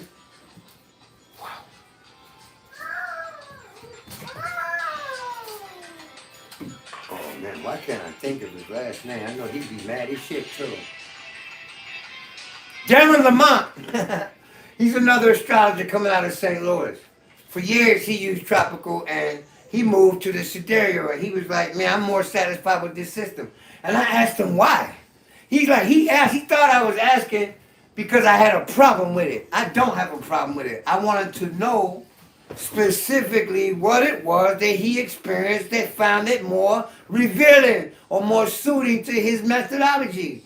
So he gave me an answer, and I wasn't satisfied because I am never satisfied with an answer. I want to see that shit in operation. So this was just in the last 2 years, 3 years, right? You know, actually this year. I mean, within the last cycle, right? So not when I say this year, not necessarily 2020, but sometime at the end of last year it might have been, right? There was a flood, a bad rain that hit the East Coast, and hurricanes that hit Asia at the same time.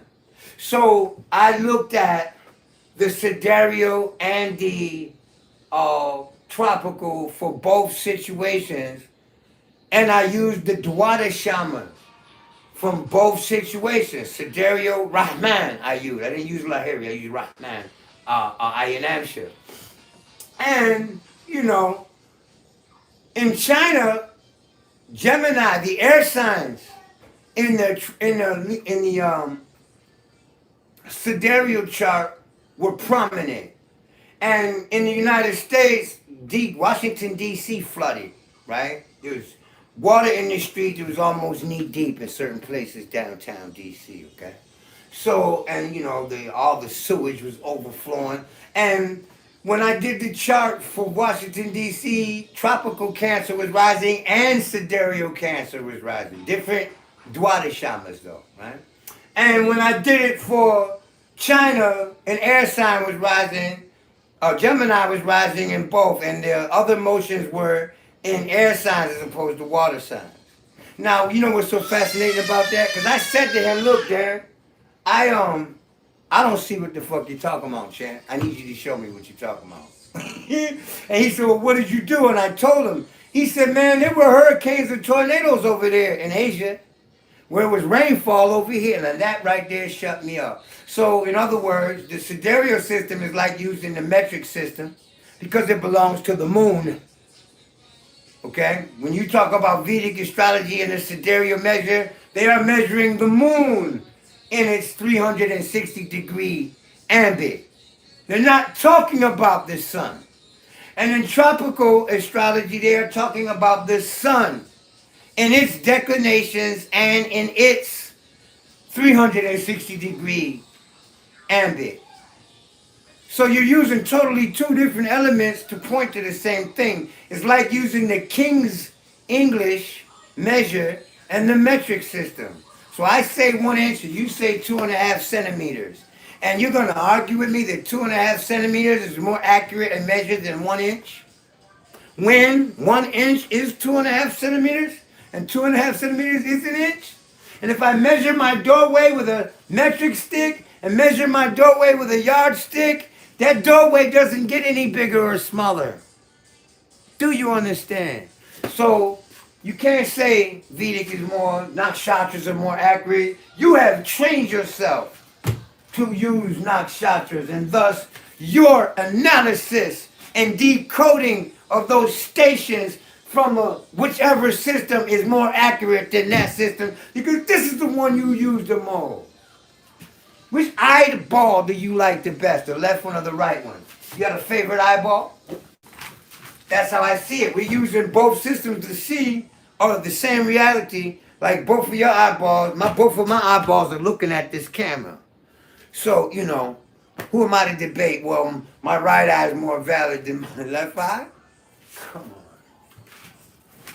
I got 3 different types of questions lined up for you. All right, good. The first one we'll go ahead and start with going back to other 12:15, 10:15 p.m. Hold on.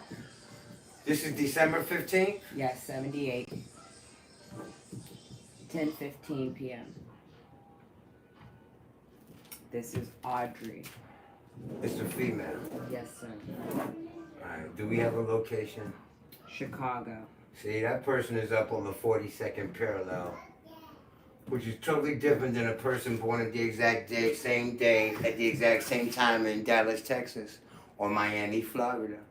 Okay, so we're gonna add some degrees to her shit, right? 10:15 p.m. Yes. Okay, the sun's in this house, right? And we need to determine whether the sign is on this cusp or that cusp. 10:15, 12:15.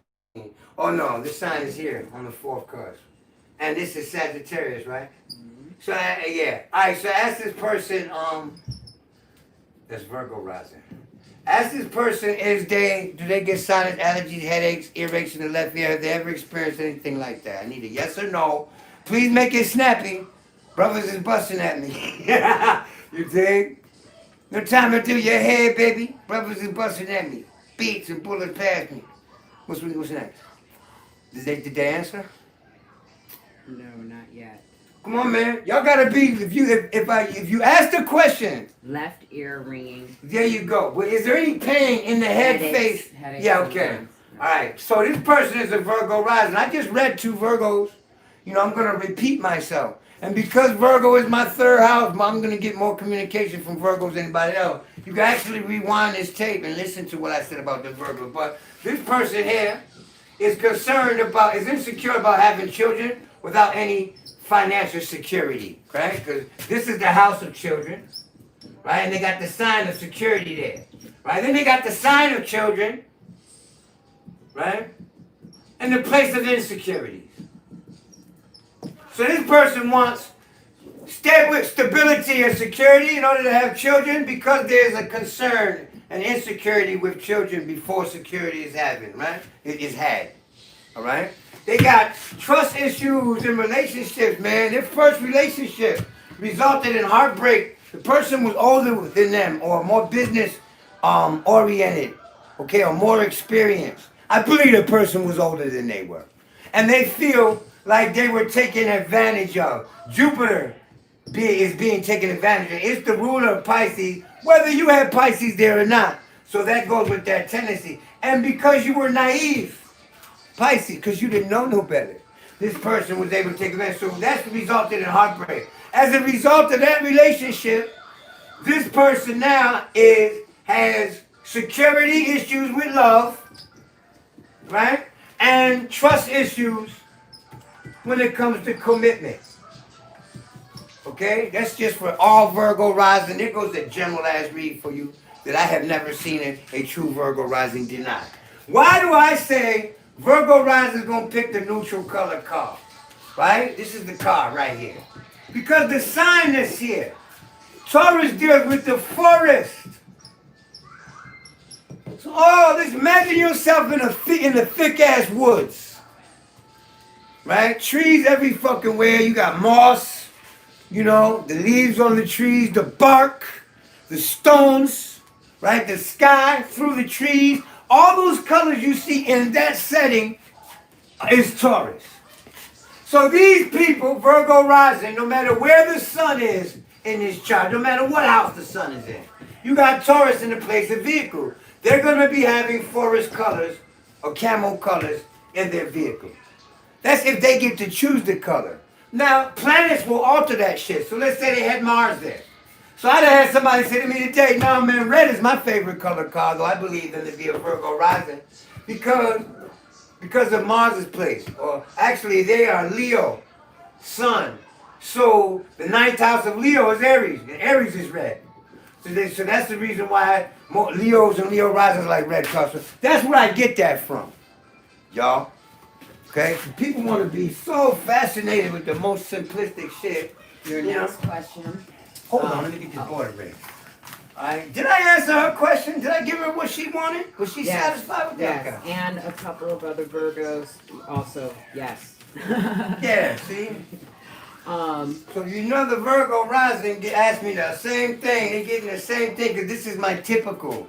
I would actually have to look at the placement of the planets, like where Saturn is, would shed more details on exactly how that person fucked with your trust issues. Okay, now, Alright. so what's next? The next one, I believe this is from Nazim, wanting to know about the alignment of the Jupiter-Saturn conjunction in Aquarius that's coming up. Okay, I discussed that on my live on Instagram, one of my recent ones, and it's titled The Conjunction of Jupiter and Saturn. My Instagram is Cosmo, Cozmo 361, all one word. There's no need in me repeating it here, because I talked about it for about an hour and 40 minutes on Instagram, and my site is open to the public. It's in my IGTV. So I'm not going to address that here. Please don't take it personal. I want to deal with shit without being too repetitious. I want to give you variation. I don't do these videos every day. So there's no need in being repetitious. What's the next question? This one is from Anna Cunningham. Oh, hold on. One thing I'm going to say about Saturn. Skip Jupiter. Jupiter's just going to amplify this delineation anyway. Saturn, Aquarius deals with the sciences, metaphysics, right? With knowledge and tools used to obtain and establish knowledge. Saturn deals with difficulty, scrutiny, right? So while Saturn is in Aquarius, we don't get all kind of campaigns against the metaphysical arts coming. Saturn also negates things, right? It's limitation. It means not having things or the lack of things. And Aquarius says knowledge. Most of the people is going to be disputing and trying to put up obstacles regarding our metaphysical practice don't know any fucking way. They don't know. So they'll say, I can't see how you guys believe in astrology, right? But they don't know astrology, a fucking lick of it. So what do you mean you don't believe in it? You don't believe that it's real. They say you don't know nothing about it to believe in it. Before you can say you can't see how it's even rational to believe in it because you don't know nothing about it to examine its rationality. And me, astrologers themselves are going to be falling off too because, Saturn is fall. So it's going to be difficult for some astrologers to maintain their career, Saturn, while it's in Aquarius. Other people are going to flourish with it. I know I'm going to flourish. I can defend this paradigm with facts, repetitiously. I got notebooks on notebooks on notebooks of cases that I can reference. And you can Google the days and look into the world and see. So those people that can't defend this science, y'all niggas in trouble. Okay? Alright, what's the next question? Anna Cunningham. I'm a Sagittarius, so I always want to learn. I've been thinking about your class for over a year. Can you explain your class process, timetable, workload, etc.? More about your class. Okay. You can go to my website.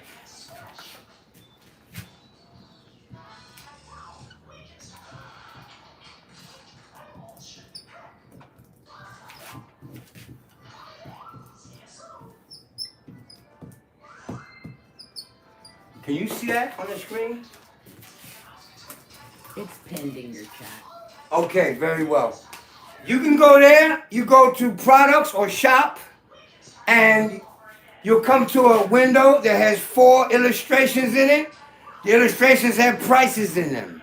It's $1,500 advertisement. You click on that and scroll down, and my syllabus is right there. Okay, it's the black picture with the white silhouettes with the demonstration of the organs in the body. You go there and it explains my whole syllabus. If you How ever long even, does it take to learn? well, that depends. I don't know how fast you learn. See, let's say you suck at math, right? You done forgot how to do multiplication, how to convert degrees into time, and you done forgot this 8th grade mathematics.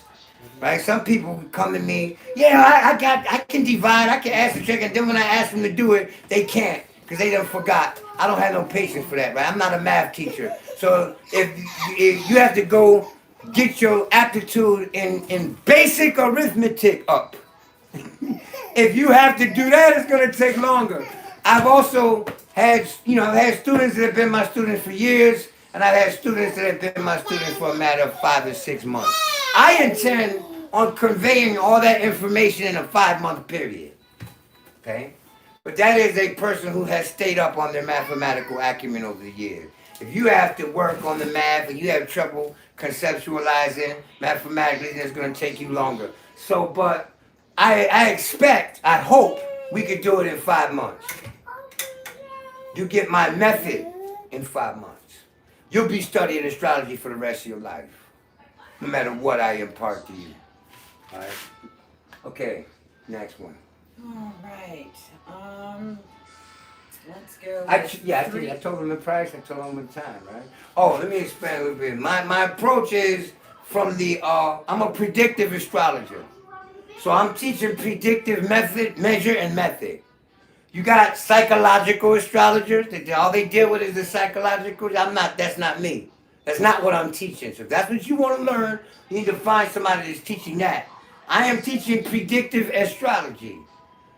I'm not basically focused on character projection astrology and human characteristic. I'm on timing an event more than I am explaining it to death. All right? Because, like I said, a planet over a cusp can manifest a 1,000 interpretations. And as an astrologer, I only have an idea what that might be. The timing is going to be right and exact. So I teach you how to time your shit, your chart, and then after you know how to time it, you will bear witness to it. And after you've done it for a couple months, into a couple years, you'll know exactly what your Mars does because you done seen it hit your cusps. You done measured it across your cusps, and you done wrote that down. And you've looked at it every time it has happened. For let's say if you're using a faster progression system like the tertiary, then you're gonna have 4 Marses a month. So you're gonna have 4 incidents, events, phenomena, and life processes that concur with the motion of Mars over the angles in the course of 1 month. That's once a week. So you have every week an examination of what Mars means in your chart. That's how I teach. All right, let's move on. All right, let's go with July 20th, 1986. 11 p.m., Milwaukee, Wisconsin. Yeah, that's where you're up to. Okay. July 20th, you at the end of Cancer at 11 p.m. This is 11 p.m. No, actually, this is 11 p.m.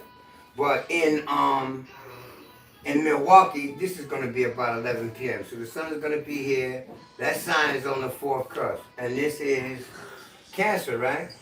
So Cancer on the 4th is Aries rising. Learning how to deal with haste, impulse, competition, and reflexes. Also, precision in the execution of intent. That's your whole thing. Courage, overcoming your fears, and learning how to deal with situations and phenomena in a timely fashion. I think I said this once already. I think I read it in Aries already. All right? So let's go to this, a different aspect of Aries. Saturn just rolled through Sagittarius between 2015, 2017, right? Okay? So in this year, there were limitations with regard to education, travel, or relocation. See? Want something real simple. All right? Between, Saturn was in Scorpio between 2012 and 2015. This says discipline, or separation. You definitely changed, reconstructed your paradigm when it came to shared resources in relationships, right? And there might have been a time in there where you was exercising some form of sexual abstinence, right? Or issues because of sex, sexual activity, all right, or other shared resources. You have to learn how to slow it down, champ, or make it more precise. That's what it is with the Aries rising. All right. Next. 3/17/83. Getting a lot of birthdays right now. Yeah, I was been getting birthday. I'm not gonna get method pressure because you know we in the Kali Yuga. Most people are just selfish as fuck. All they want to know about me, me, me. What about me? What about me? You know, what about the conditions that I am going to have to deal with, right? Go ahead, let's go. 3/17/83. 8/15. They say they are a Taurus rising.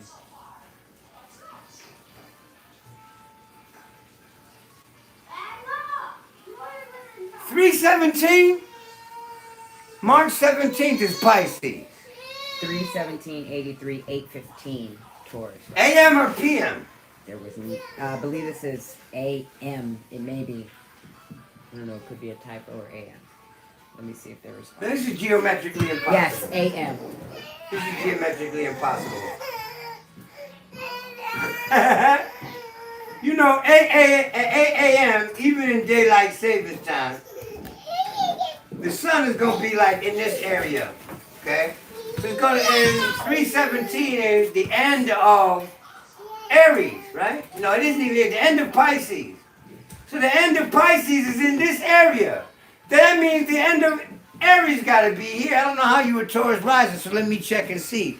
Tauruses have issues with their upper leg, their hip, their sciatic nerve, their pelvic region. One of those regions are a combination of those components on the anatomy. Okay? So you ever had an issue with your liver, an issue with your bile, gallbladder, issue with your sciatic nerve or your pelvic joint, your hip joint? You never had any type of recovery? And when I say any, I literally mean any. I don't necessarily mean serious issues. You never had that, then you ain't no Taurus rising. Number one, the sun at the end of Pisces, and then they're not even using the equal house. So 8:15 p.m. AM. 8:15 a.m. The sun is just like what? Knee injury. Okay, so a knee injury. What about the teeth? Was there dental issues? You know, early teeth loss or damaged tooth, braces, or a need for dental work, whether you went to the dentist or not. Is And it they're that? in New York. Huh? They're answering. They said they're in New York, waiting to see confirmation for teeth. Teeth and knee, yeah. Teeth and knees go together. With the ascendant sign I got in. Yes, tooth removal. Okay, so you got your teeth removed. That's Gemini here. I say you broke it. That puts you on the 10th cusp, man. At 8:15 p.m. is highly unlikely. At 8:15 in the morning, it's highly unlikely for the end of Pisces, because that's 90 degrees between Pisces and Gemini, or 60 degrees, right? So, nah.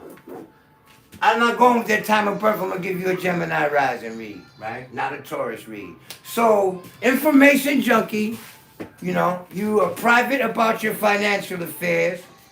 Pisces on the 10th place means that you, regardless of whether you up to no good or not, you wish people would mind their business at all times, as you could operate under the cloak of invisibility. You wish you could be invisible in public.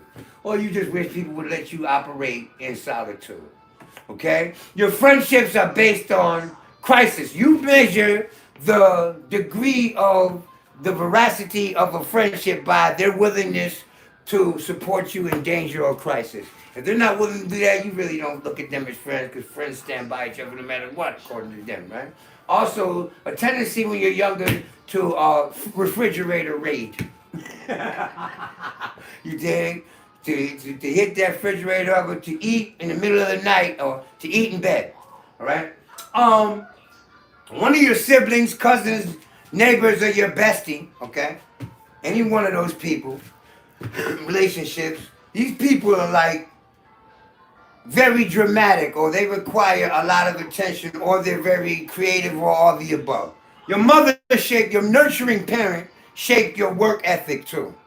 Okay? You need your home to be fucking crisp and clean when you have company. If you don't keep it crisp and clean, because that affects how your self-image, your reputation, right? Reciprocity is you need to be an equal in love. Okay? You know, you really love equal treatment, fairness. It can get tit for tatty on a negative level, right? And an extreme ambition in the place of work. Okay, now next person. Question from Miss Fool Rolla, Sarah. Do you work with moon's nodes? Yeah, I do, but I get really deep into them using dwads and deacons and the rulers and dispositors in the chain of narration. So if she has the node, what degree and sign and house is her node? See, now let me demonstrate for y'all what the nodes are like. Alright? Yeah, I work with the nodes. It could be an alternate ascendant when it comes to revealing your purpose on this planet. See what I said? You treat it like an ascendant. With the delineations that deal with karma, fate, and purpose. You gotta throw it in that mind state. So did she give up her node? No. Alright, next question. Y'all gonna be timing efficient. Cause I got Aries in the 10th place. So when I'm dealing with the public, I wanna be Aryan. I want this shit to come now. Okay?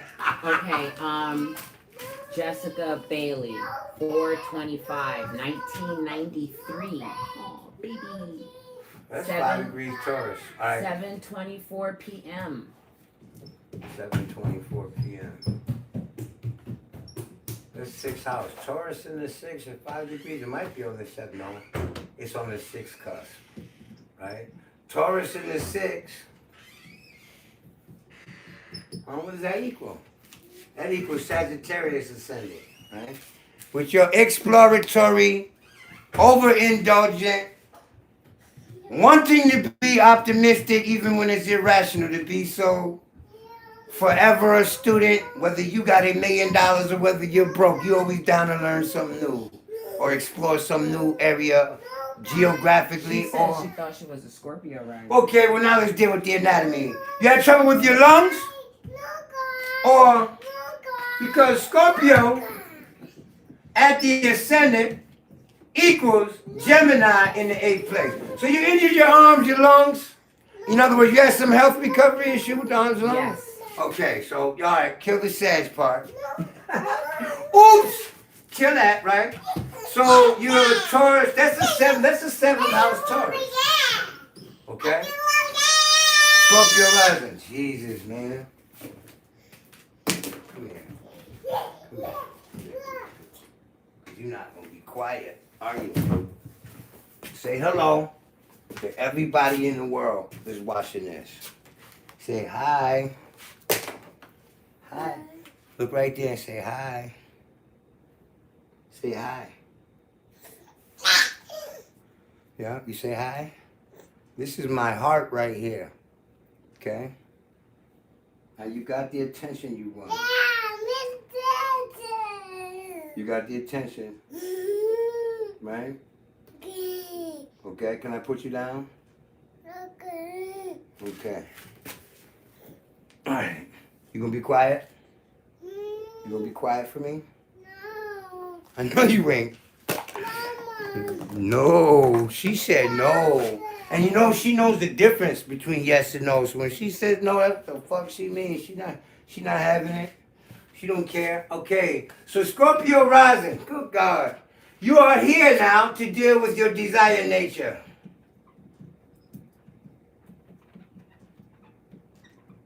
Also, your ability to influence other people. You an influencer to be influenced. Persuasionist. You don't know how to take no for an answer. And then because you got Taurus in the 7th place, you really value your relationships. And you need your partner to share similar values And if they don't have similar values, their values need to enhance yours. They need to work with yours. Otherwise, it's going to be discord, and they're going to be power struggles. All right. Scorpios are very hard on their music. They love their music, their escape system, whether that is meditation, drugs, whatever, right? This is per Pisces being in the fifth place. Love your privacy. This is why they say Scorpios are very secretive. Scorpios are very covert, is because the strength of any sign is the fifth sign from it. Well, the strength of Scorpio is privacy. And let's look at it in this case. Archetypally, right? Scorpio is sex. Okay? So Pisces in the fifth place is fantasy. Don't you know your imagination greatly influences your sexuality, your sexual excitement? Okay? It also deals with what you desire. Your hopes and wishes are very strong, and it affects how you behaviorally pursue your desires. So this is the karma of Scorpio. All right? Scorpios have Leo in the 10th, Leo at the 10th, and Aquarius at the 4th. So whether you actually are in the opinion of your family or not, as far as you're concerned, you think they look at you like you're weird, you're different, you're unorthodox. And the relationship with the nurturing parent can be quite estranged at some point in the life, right? You ain't living in no place without some technology either. You really hard on the having that technology in the home, all right? Well, this is the age for everybody is. Well, I'm not. I still got my ways showing me how to bring up the words on sites because I still just won't get with it. See? She says her partners have been narcissistic and abusive. Oh, what year was she born in? Because I erased it. What year? Oh, Lord. I believe 93. 1993. So you got, well, let me tell you something about anybody born and raised in America. You're all a bunch of fucking narcissists, all right? Thus, this is why Facebook and me too. You know what I'm saying? We all have narcissistic tendencies. But I understand what you're saying, right? You get with partners that have issues. That could be because Venus is the ruler of your 7th place, right? And Libra is the ruler of your 7th and your 12th. Okay? So, partnerships and sorrows that go along with that. Partnerships who refuse to see and deal with you in the terms of equality. I mean, that's just Venus having rulership over Libra. Because 1980s, because that's 93. 93. Was it fucking Neptune and Uranus? Narcissistic is general. So they were very deceptive and abusive. She gave descriptors along with that. Because I'm trying to see what planet she's talking about. Abusive is Saturn or Uranus. You know, Uranus is harsh treatment, is jarring, is impacting. You know, like being kicked or falling down or being slammed to the ground. She was, almost died last year, threatened to be skinned alive, put in a women's shelter in Texas after being... Man, you need to call me and get a full reading. You want to know what the karma of that is? I bet you that person was a Taurus rising too. Because they're the ones that are going to put Scorpio in their 7th place. You need to call me before I get all deep into that kind of trauma. Fuller, node, 26 degrees, Scorpio, 3rd house, south node. Libra in the 12th house talks about how the partnerships tend to your unhappiness. Okay, let's just put it in general. And the placement of Venus by degree, Dwad, and Dika would describe, give an aspect to Saturn and Uranus by transit or by natal station will really reveal the reason why you've experienced such karmic circumstances, such bad karma in your relationships. Okay? So now, say, what was that again? 3rd house, Scorpio, south node, 26 degrees. This was the node. Wow, their node is on my Mercury degree, so they would ask me about it and they would talk about it, right? 26, that's the last Dwadashama, the first before the last, the 11th, that's the Virgo Dwad. of so where's their Mercury at?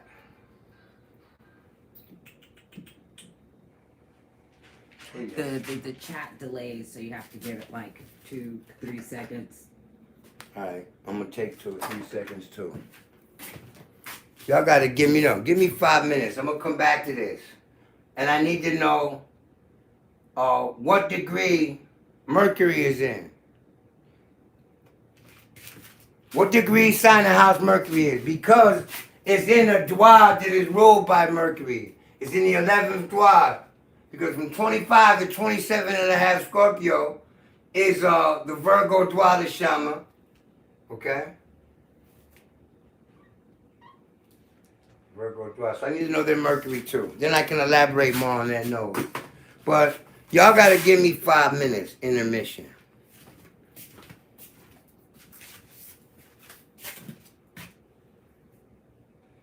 You know? I'm all out of weed right now, so I don't even get to relax, and my mind is racing like crazy over all these. So give me a minute, get my mind together.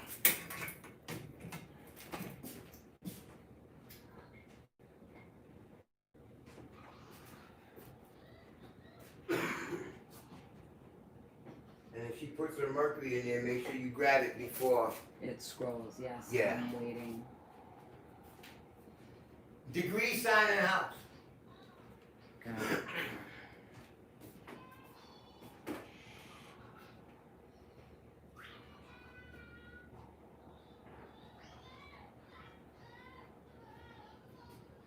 Yeah, nigga, the motherfucking tablet died. It was only 50%. You couldn't wait, right? See, now if you waited, your tablet would be running. But that's okay, because I'm using shot shit. He went to sleep, right?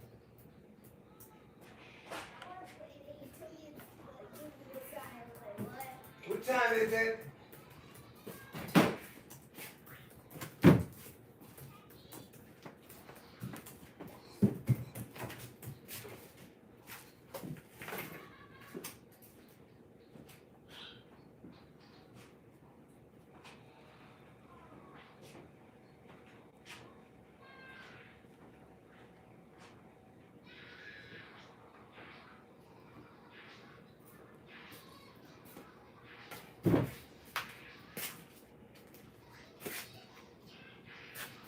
Cold-blooded, absent-minded professor.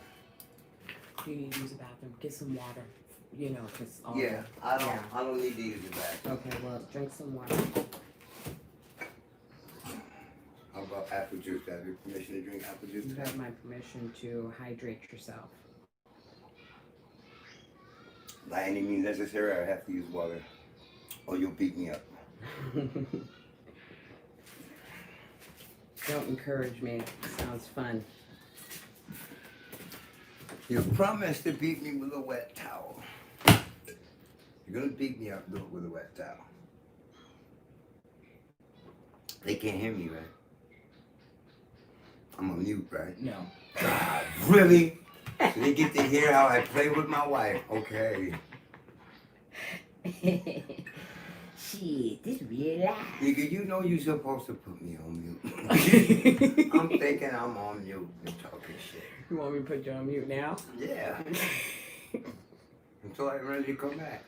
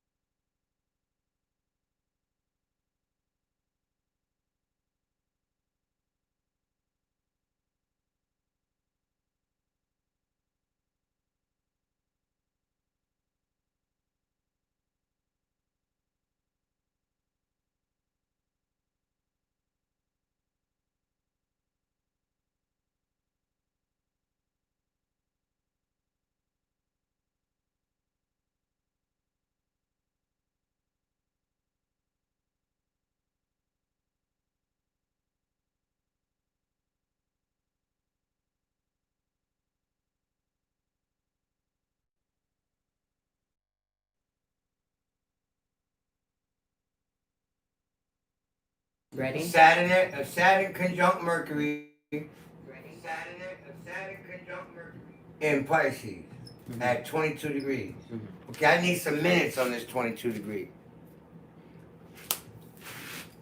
Yeah, because if it's more than 22 and a half, if it's more than 22 and a half, it's more than 22 degrees in 30 minutes, I want to use the Dwada shaman. So pardon me, let's get specific here. Because people, you know, I done got so accustomed to using degrees, I don't even like to read without them. I want to know what the Dwada is. Okay? If I don't, then what's the use? I'm giving you some old carnival shit. You know, some old street corner off the top of my head shit. That ain't good.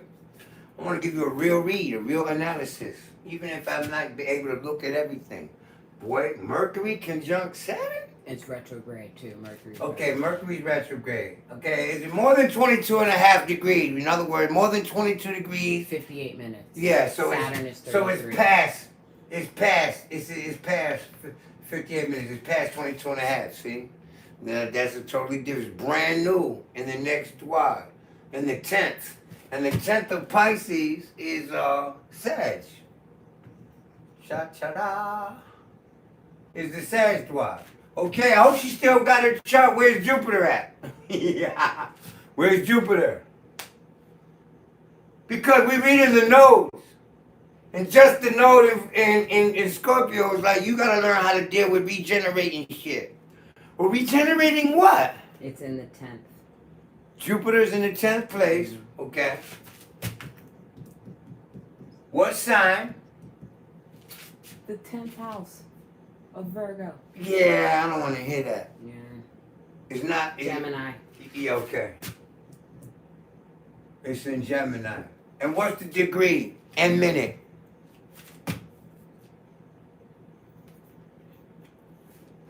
I didn't need minutes for 26 because this Dwad runs from 25 and a half to 27. 24 degrees, 28 minutes. Okay, what Dwad does that equal? Oh. 22 and a half to 25. That is the 11th, right? Yeah, so the 11th of Gemini is Aries. Okay, where's Mars? Same coordinates now. Where's Mars? Because this whole trail is going to describe your north node. All right. So where's Mars? Remember the delay in the chat. Yeah, I get it. Okay. But that ain't going to kill my anxiety. Okay. All right, my anxiousness. It's not going to. Aries, 8th house, 17. Mars is in Aries? Mm-hmm. Woo! 17. So it stops there. So we don't have to go on any further because, all right. 17 degrees, 57 minutes. That's what I'm talking about. She own it. She said, you want minutes, Nickel? Yeah, I want fucking minutes, man. Because from 17 and a half to 20 is the 8th place of Aries, which is Scorpio. Dwad. Okay, I need one more. All right. Where's Pluto? She's born in 80, what year? Okay, skip that. Where's Pluto?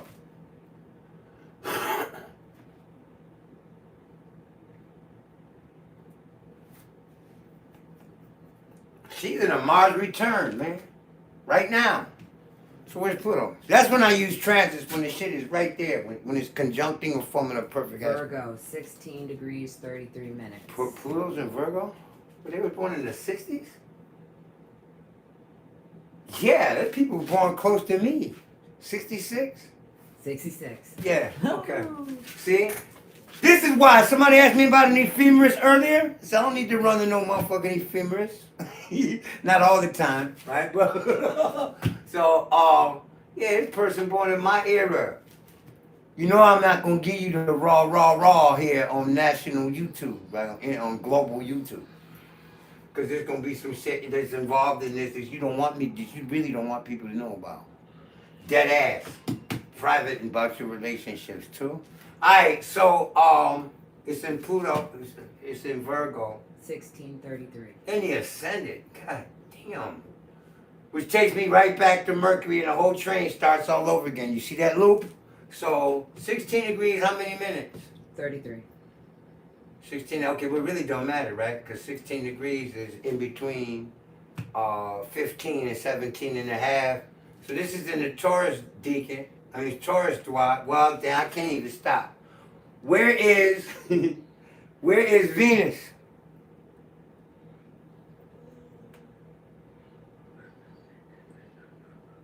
Can't stop there. Where's Venus?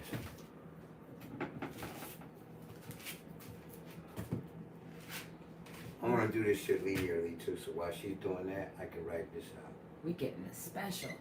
No, this is not. I'm showing people how I deal with the dwarfs. I'm saying this is deep because everybody can take this and apply it to their chart. Well, they better know their rulerships and dispositors too, okay? Aquarius, 25, 24.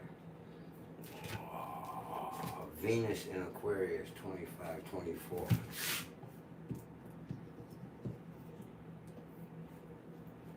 So that's the 11th of Aquarius, which is Sagittarius, which takes us back to Jupiter. So let's see. All right. Jupiter Dwat. And what was the number again? Shit. And Uranus is here, Virgo. Mm-hmm. At 17 degrees? Huh? 17 or 18? Where's Uranus at? 18 or 17?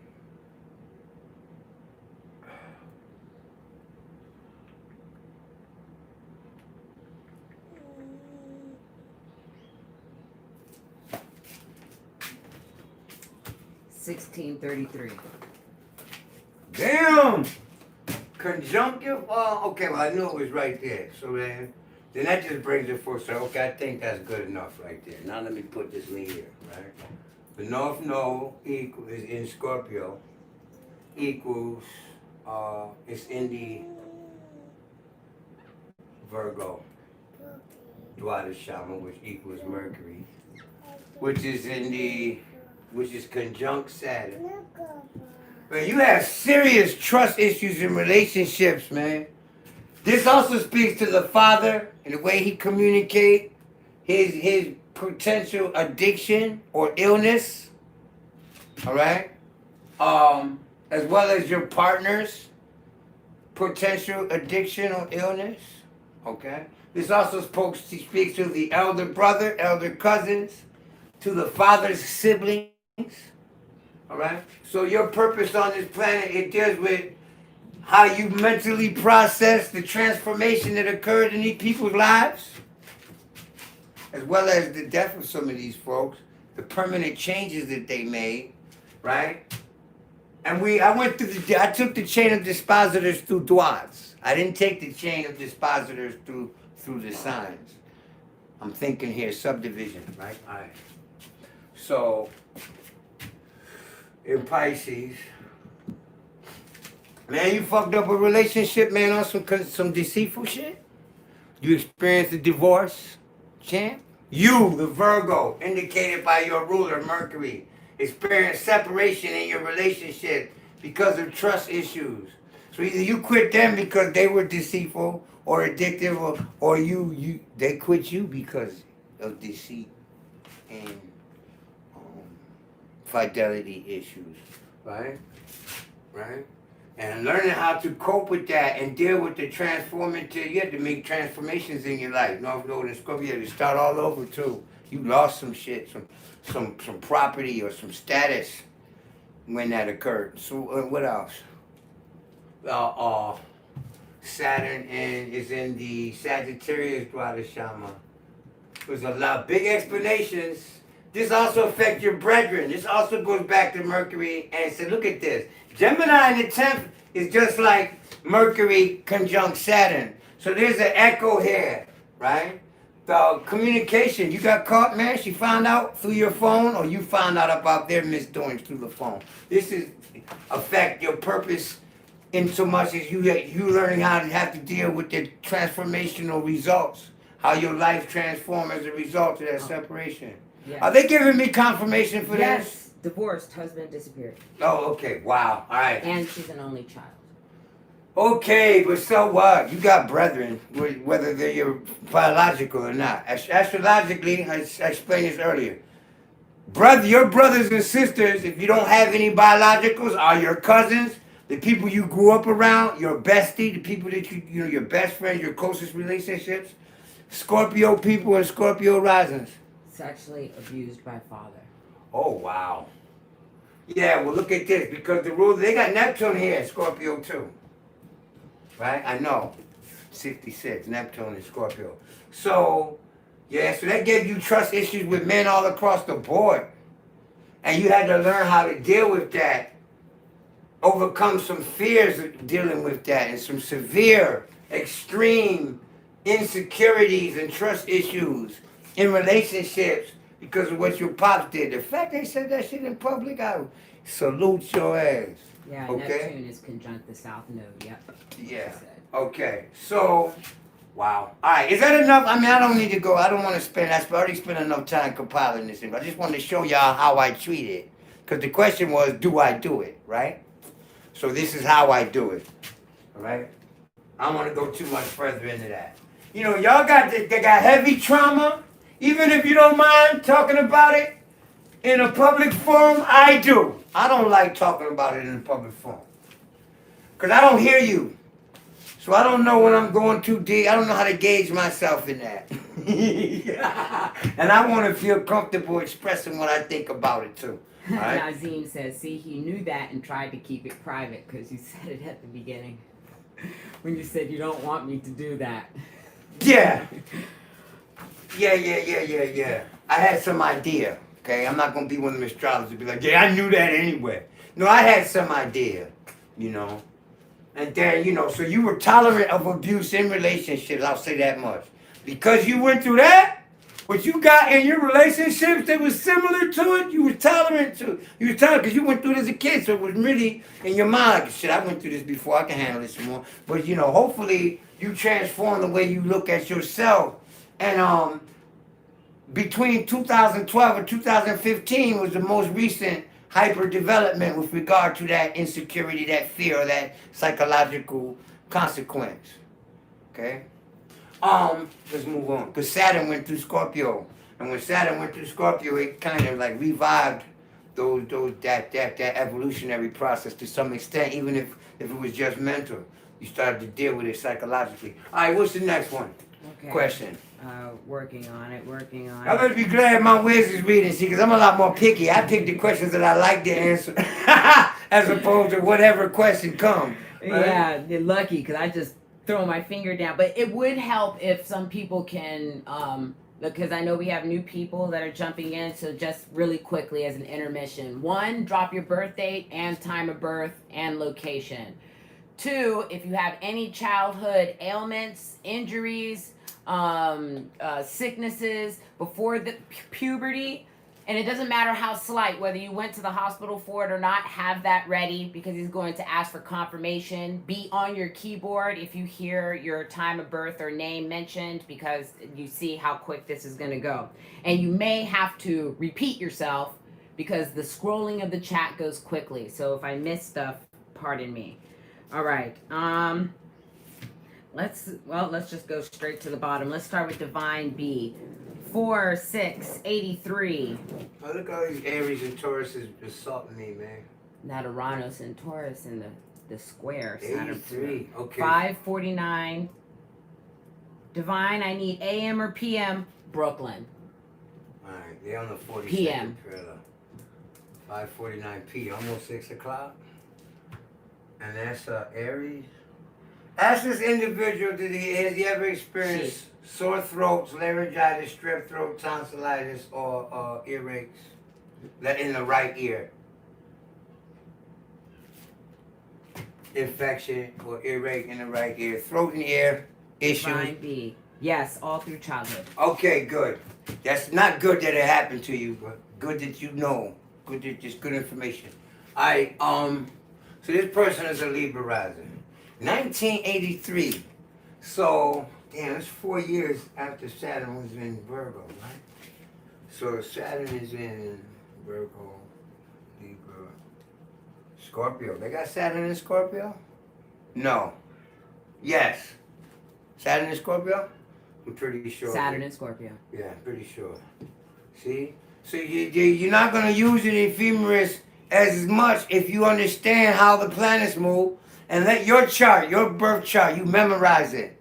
So you know how fast Saturn moves. You know where Saturn was when you were born. So however many years older you are or younger you are than that person, you can pretty much gauge what sign Saturn was in. So Saturn is in the second house. I'm going to deal with that. All right? Saturn in the second house here in Scorpio talks about how you had to transform your life to make improvements disciplinary wise when it comes to your money and your values. Okay? And between 2012 and 2015 was your Saturn return. So you made all kinds of moral and material adjustments, materialistic adjustments, the way you view things materially or economically. All right. This also has to do with your values and morals. So difficulties that arise from shared resources or situations of dependency on other people or another person contributed severely to that lesson. Let's see what else. Libra rising though. Man, Libras don't like doing shit alone. Okay? Whether it's raising kids or just being, y'all don't enjoy this single life. At fucking all. I didn't say you don't like your solitude. Y'all appreciate your solitude. Alright? But in terms of relationships, you don't like being single. So that creates quite a dynamic when it comes to relationships too, because resentments arise from a lack of morality in your interaction, whether you're the one lacking the morals, principles, and standards, or whether they are. Okay, it doesn't matter. She has Saturn in her first house. Yeah, but it's in the second sign. Okay, and the second cusp in my system is in Scorpio. So even though geometrically it falls in the first house, cosmically it's in the second place. So let me do this. Let me do that. Let me make that determination. All right. So Saturn it has to do with your materialism dynamic change. Also, the reasons why you would engage in relationships went through a hell of a shift between 2012 and 2015 too. Like at one time you might have got with a guy simply because he was cute. He's cute and he's really good with football. I got a crush on him, right? So as you matured, you started to look at other things. Well, so this is your 29th year, around there, 27, 28, 29, 30. In that time, you started to readjust your values again when it came to your criteria for relationships. And there would have been some financial strain that would have stimulated some financial instability, that would have stimulated the desire to transform. You're also very capable of self-deprivation. You could say, yeah, I'm not going to have sex for the next year till my fucking money get right. I ain't going to let that shit be a distraction. And it don't have to be sex, but something equally as compelling, right? In the pleasure field, or when it comes to dealing with shared resources. The grandparents or the nurturing parent or the grandparents from the nurturing parent side of the family would have seriously influenced you in your materialism and your views on owning things and having things, okay? And getting money is usually an uphill struggle. Keeping it so you can get money, but the bills and the obligations, Saturn, prevail when it's time for money. If you want to have things, if there's a desire, Scorpio, to keep these things, all right? Now, what else they got? 1983. The sun is in 4-6. The sun is in Aries, right? In the 7th place. So the aspect to this is the quincunx. She said, yep, every time I get money, I have to spend it. So, I bet you ain't taking care of nobody no more either. You want somebody that can take care of themselves as well, right? So they got to show you that they're capable of taking care of themselves. That's part of the criteria now, right? No more broke motherfuckers that are going to be dependent on your ass. right? Being impulsive in relationships. 2, one of your partners took advantage of your generosity, or they weren't supportive in your time of need or difficulty, right? And why would I say that? Because this inconjunct aspect of 150 or 210, depending on which way you're going. It's 210 this way, it's 150 this way. So the 150 aspect deals with the assistance you were able to receive or give, right? And the 210 deals with what you actually were sharing or being generous with, okay? So you have changed this dynamic. Your willingness to help, your willingness to share the wealth is now much more dependent. You're much more cautious about how you give away and take care of your partner now, huh? They got to show you that they worth it now, huh? Right? All right, next person. All right, 8/10/1990. Hold on. Let me get this off here. Live, love, pure, natural. Be ready. Yeah, this will give them time to get ready. Get ready. Okay, pardon me. All right, when's the next one? You know they will do this shit all night long, so I'm gonna say it now. What time is it? It is 10 o'clock. Exactly. All right, at 10:30 I'm getting off. So y'all just what are you learning? Individuals are learning here, and those who have a recognition for the symbolism are learning from my demonstration. But the majority of people really ain't learning something pertinent that they're gonna carry with them. You know, they just bearing witness. You've been entertained. So pick some questions that deal with method and elements of consideration 2. Okay? Of course. Yeah, because my whole thing is I want to teach. I don't want to just show off. This little video is going to be here. It's going to be on my wall. So I got to give up some lessons here, not just delineations.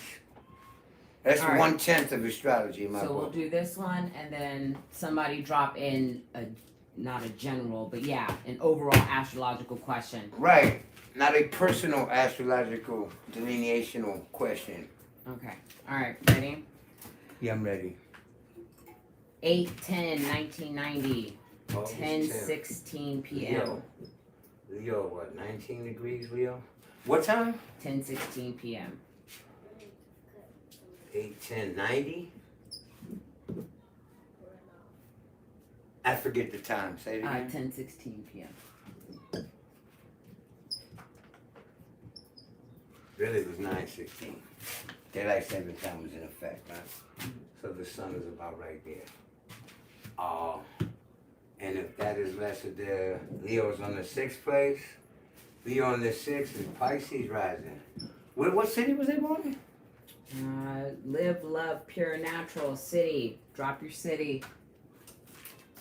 So I can be sure or have a better idea whether it's actually Pisces or not. And I can only give about like 10 seconds for this. You know, I'm showing off my sword. This is a real samurai sword, y'all.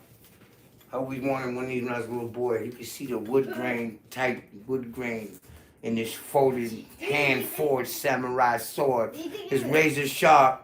I got it because I'm going to protect my babies. And we live in Atlanta where niggas like doing home invasion. So I want to see them come up in here, stick their head in the window. We can leave it on the floor. So I'm just joking.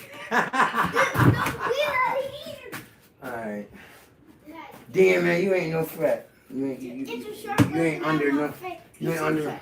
Alright, man, I'm trying to broadcast. I'm not getting one, so I am back to the lottery. We're going to do that, and then I have pertinent astrological questions. All right. So, pardon, live, love, pure. I have to do that. Okay, let's go with close my eyes. She didn't answer? She didn't answer? No. Look now. Just give her one more benefit of the doubt. Okay, one more benefit of the doubt. Because I don't know if it's Aries or Pisces here. I want to be sure.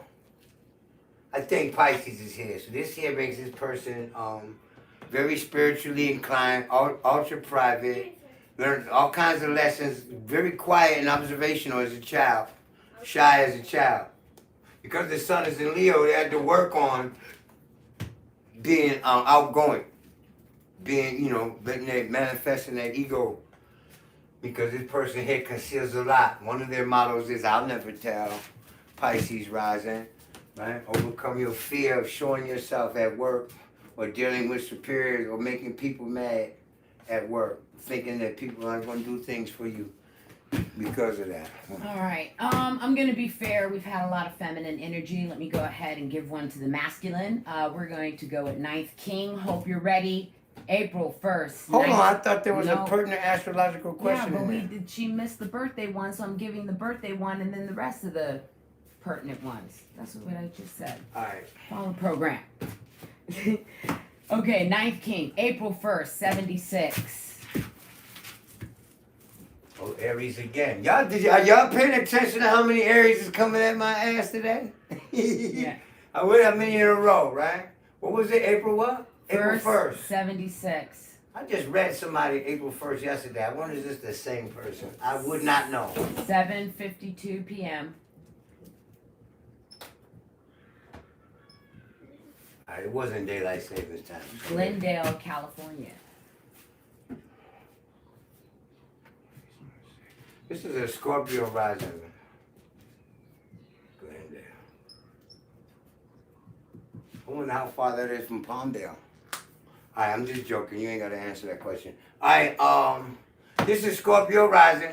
They're on the 30th parallel.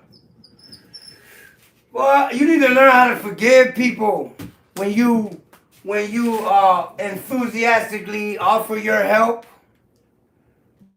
Pisces in the 5th. You exert yourself, exerting oneself to do some work or to do a favor, to perform a service, right? You would naturally expect some reciprocity, and it's in the 12th house, you don't get it. So when you don't get it like you think you should, you need to work on learning how to forgive and trust that it's okay to do things for people, because now you feel like you can't do things for people no more. Alright? Now that is provided that I calculated your ascendant correctly. And there should have been some healing process dealing with the arms or the respiratory system. Right? It should be some because Gemini's in the 8th place there. Alright? Can I get confirmation on that before I move forward? Make the next question technical. Ninth King, confirmation. All right, waiting on the. He will see, even if he's learned to forgive, he never forgets. And you really think that's forgiving, right? he just sweeps that shit under the rug. Forgiveness means I ain't gonna throw it in your face until you violate again. True. He said true. Yeah. I ain't gonna throw it in your face until you violate the next time. Then when you violate the next time, I'm gonna resurrect this wrong along with that wrong. So I can show you that I recognize the repetition in this shit and explain to you why I done lost trust for you. And once I lose trust, I don't trust you in my heart, that association is dead. Dead, can't do nothing for you, man. You don't ask me for nothing, right? That's how that goes, all right? You also have to learn how to deal with starting all over, regenerating your life, you know? So it could be like easily, you get your own business and something like COVID would just make all your sales or all your clientele drop. And now you got, when that shit is over, now you got to start on the grind all over again. But that's just an example, an analogy, you know. Next one. Yeah, next Okay. question. He gave me confirmation. Yes. Yeah. From Janae Jones, Spiritual Gangster Certified. Do you I remember this name from Instagram. Do you consider yods, and if so, do you only count them if they include planets only, not asteroids or house cusps? Okay. No, I don't. In alignment, in geometric alignment, I don't consider. I'm not gonna say that you can't or that it's inappropriate. I never thought to do that. I do use sign aspects. You know, Scorpio square. You got a planet in Aquarius. Scorpio squares Aquarius, whether you got planets in. So I abandoned that Western rule that there has to be a planet there. Because houses quincunx each other, right? Houses are in the 6th house and 8th place of a thing. So, of a degree. So I do aspect by degree and by planetary body. I put a lot more focus and attention on the planetary bodies Because as a predictive astrologer, one aspect turns into another. And then the aspect that it's turning into shows the direction or the evolutionary process. Please don't bump that camera in your anxiousness, young Don. Alright? So, yeah. Does that answer that question? Okay, gotcha. Alright. I got an astrological question. This is Will B. What is the meaning behind all the math and charting everything? I've been studying for a year, but I still don't understand why every zodiac operates exactly the same. Every zodiac doesn't operate exactly the same, even mathematically. If you want to see it for yourself, then go find out on any given day. Just pull up a chart, right? What time does 0 degrees Aries rise? 0 degrees, 0 minutes. What time does 0 degrees, 0 minutes Taurus rise?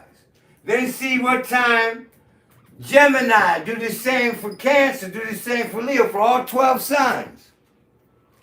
And if you're in America with a name like that, y'all know you in the United States. You might be in England though, okay? You'll see that Aries rises for like somewhere close to 89 minutes. Taurus is gonna rise for like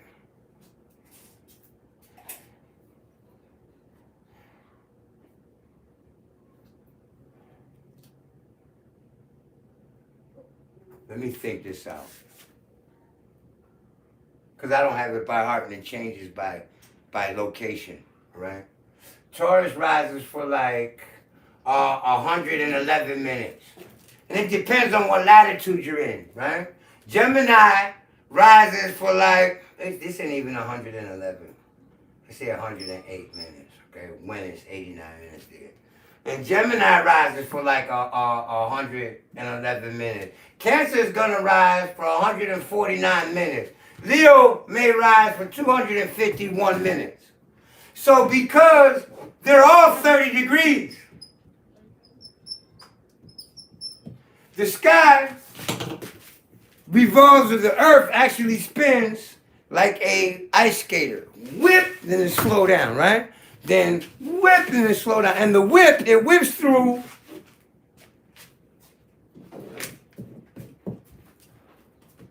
Aquarius, Pisces, and Aries in the northern hemisphere.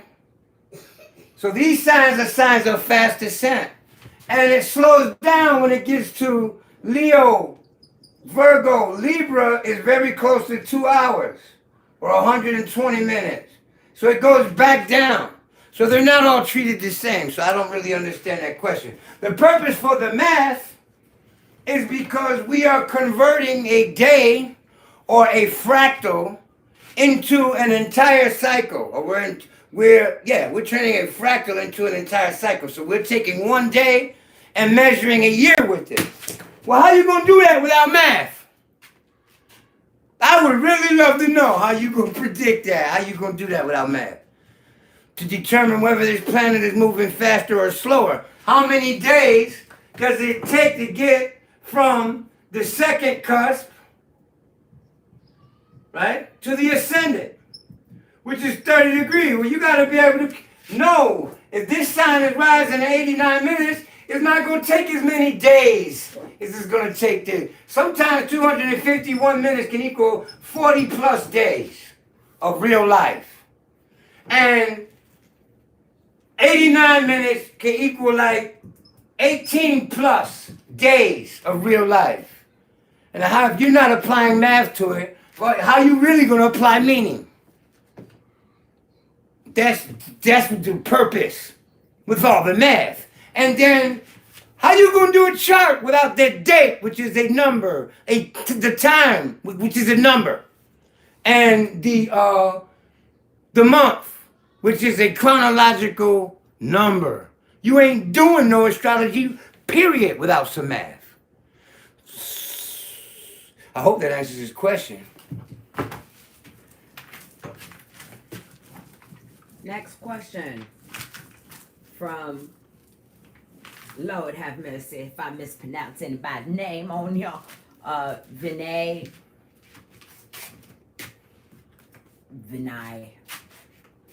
Pardon. Earlier you mentioned that the North Node should be treated like the ascendant. What happens if the North Node is in the 12th house? What if Chiron is there too? Does this mean there will be a crisis, conflict surrounding the identity or sense of life purpose for, say, sign of Libra? Boy, people really get this shit some thought, don't they? Okay, the question is written, right? You know I'm gonna need you to spit that back to me. Let me first talk about when I said treat it like the ascendant. Because the ascendant is the focal point, is a focal point. Right? Some people just train themselves to lock at the ascendant and then run every place else. Well, you want to put it at the ascendant because if you're using derivative methodology to interpret it. And I'm getting ready to explain what I mean by the term derivative. Okay? So we know that the nodes originally fall in the 12th cusp, all right? We're going to accept that that is an accurate measure, an accurate setting for the chart. But when analyzing it, we want to bring it to the 4. To the 4. And doing that, we're going to put the degree of the North Node and treat it like the ascendant. So the North Node has a 2nd house. It has a 3rd house. It has a 4th house. It has a 5th house, a 6th house, a 7th house, an 8th house. The node itself, your purpose. And since the 8th house is how you're dependent on other people's resources, and how other people can be dependent on your resources, then we want to know how you're dependent on other people's participation or resources affect your life purpose. We're going to look at the 8th place of the node. So thus put it on the ascendant. What is your purpose on this planet when it comes to your siblings? Well, you don't just look at the 3rd house.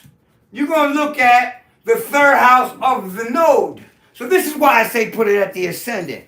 What was the next part of that question? What happens if the North Node is in the 12th house? What if Chiron is there too? Does this mean that there will be a crisis, conflict surrounding the identity or the sense of life purpose or the sign of... Okay, sense of life purpose, yeah. Everything is identity. You are who you are.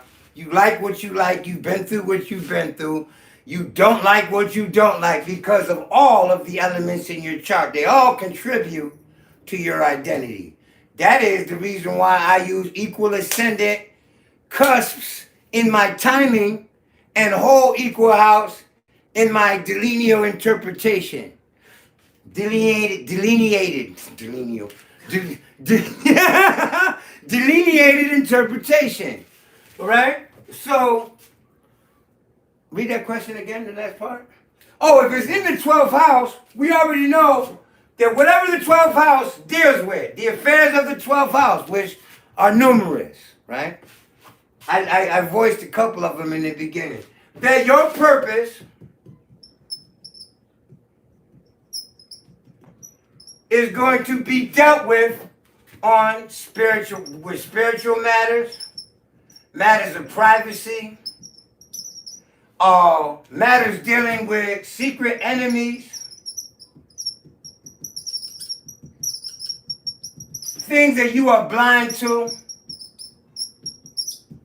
things that you had just failed to fucking pay attention to, that is going to affect your spiritual path, 12th house, and your purpose. All right? If Chiron is there, I'm not with that conventional bullshit that they say about Chiron being the centaur who taught the gods, and it deals with your wounds because it's a little bit more than physical wounds. The 12th house corresponds to the feet. So the sign is there, and the ruler of the sign would describe what injury may or what healing process may come to the feet. All right? But Chiron is how you deal with your pain or trauma. Now that is physical, mental, economic, social, personal, emotional, blah, blah, blah pain. How do you get through it? What did you do? Oh, I was depressed. Well, what the fuck did you do to get over that? You see? It's in the 12th house. You probably tried to sleep through it. You dealt with some medication, or you used your imagination, or you relied on your spirituality or your religion. You use meditation. Anything that the 12th house points to, and the sign there is going to describe what you did to get over the pain. Chiron is also lessons in acceptance. You know, like, damn, I dropped my $250,000 watch in the river, in the Hudson River, and the water was rapid. Well, what can you do about that? What you gonna do about that watch? Not much you can. You can go get another watch, but there's not much so you're just gonna have to accept the fact that that watch is gone. Well, how do you deal with that trauma, with that loss? What did you do to get it out your mind so that you ain't all in an shit mode no more? That Chiron describes that. This is how I use Chiron, okay? Because I look at Pluto as wounds. I look at Scorpio, Pluto, and the 8th place as wounds. When you're talking about injury, physical injury, all right? But when you're talking about psychological, mental wound, economic wound, man, I invested all this fucking money and in this business, and man, the business flopped, and now I'm broke, dude. You know, and I don't know what the fuck I'm going to do. Chiron is going to tell us what you should do, or how you should deal with it, or what you're going to feel like you need to do to get through that, and what you're going to feel like you need to do to get used to accept it, to get used to the fact that shit's gone, dog. All right, pal. That's Chiron. 12th house is loss, injury, psychological pains. It's very similar. So Chiron is going to tell us how you medicate yourself, how you therapeutically deal with your issues. I hope that was enough. Well, no, what was the rest of the question? Let me hear it again. After the Chiron part, what did they say? Does this mean there will be crisis conflict surrounding identity? Everybody's going to go through crisis conflict surrounding identity. If they live long enough to see Saturn aspect the first ruler, or Mars, because Mars is going to show crisis by aspect and transit and progress, and Saturn is going to show stress and responsibility issues and potential or actual loss, right? So everybody goes through identity crisis of some sort at some time, depending on how old they get and how they deal with those transits, what those transits indicate. Next. You explained house derivatives, right? Okay, Yes, yeah, I did that. Can you explain house derivatives? Okay, derivative houses. Yeah. Okay, everybody knows what the house means? No. But when you learn what the houses mean, the first house is the main object, the main subject of what's being examined. You, or the person you're reading. The first house describes their corporal, you treat that, shows the main thing about this person, right? How they mainly express themselves, how they look, and the main thing that you see, right? Describes their avatar. So the second house describes how that first house description, the first house indicates, the second house indicates how they get money. It indicates their morality. Yeah, I think I was talking louder than that, all right? It describes their values and their principles. Well, the third house describes their mind state. It describes how they learn, what captures their perceptual attention. The fourth house describes the interaction, the personality you take when you're at home, right? Well, a derivative house is, you're doing that for the ascendant. Right? Well, the derivative house is, you may be doing it for your moon. Well, let's say your moon is in the 10th place. Well, the moon has a third place. The third place of the moon is the 12th house. So since the moon is the mother,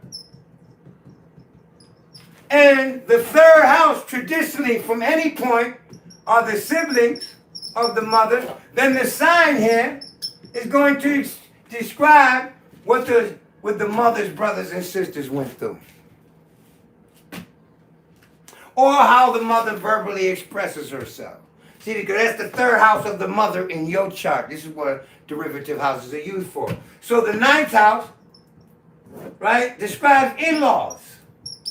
Well, how does that describe your brother-in-law? Because it is the third house, which is brethren, of the seventh house, which is the partner.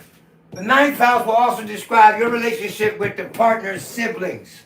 You see? So this is what the purpose of derivatives are for. As a brief example, I did a video on derivatives. I think it's on YouTube. If it's not, it's at my my Instagram page. So that question can be answered with stuff I already demonstrated. Next. Is the ascendant, and this is from Miss Full Roller, is the ascendant what we are coming in with, and the sun something we have to learn or grow into?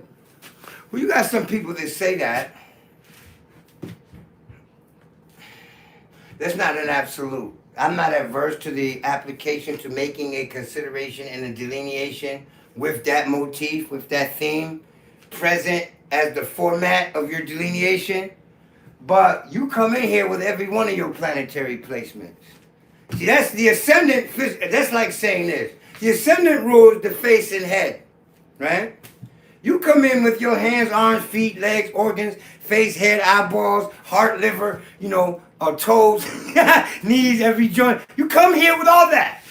So to say that you just come with the ascendant and let that be an absolute statement without further elaboration or full consideration of how you're applying that delineation is to say that I was just a head and face. No neck, no arms, no legs. And my son, the heart. So when I came out, my head came out and my heart came right behind it. And that's it. No. So you come here with everything. Now, if you're using profections or you're using a system of prediction, the ascendant shows the beginning in that essence. It shows the first house will equal, first house equals the first year of life. From the ascendant to the second cusp, and from the ascendant to the 12th.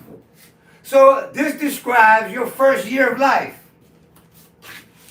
The 12th place and the first place. You start at the ascendant, okay?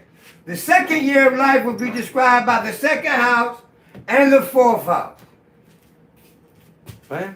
You actually come here with all of that, because suppose the 11th house describes your aunts and uncles or the peers of your parents. Yeah, 11 and 2. You put 4 and 2. Yeah, okay. 11 and 2, right. And then you got 10 and 3, right? Actually, it works just like that. Okay, and we're talking about cusps here.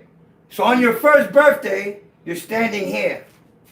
On your second birthday, you're standing here. From the age of 1 till the second birthday, you're in this house.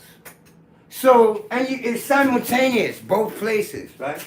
Because if you got elder siblings, then you got also people that live next door, people that are in the vicinity, which is the third place. So you can't say that you come here. You can do that. I came here. I'm a Cancer rising.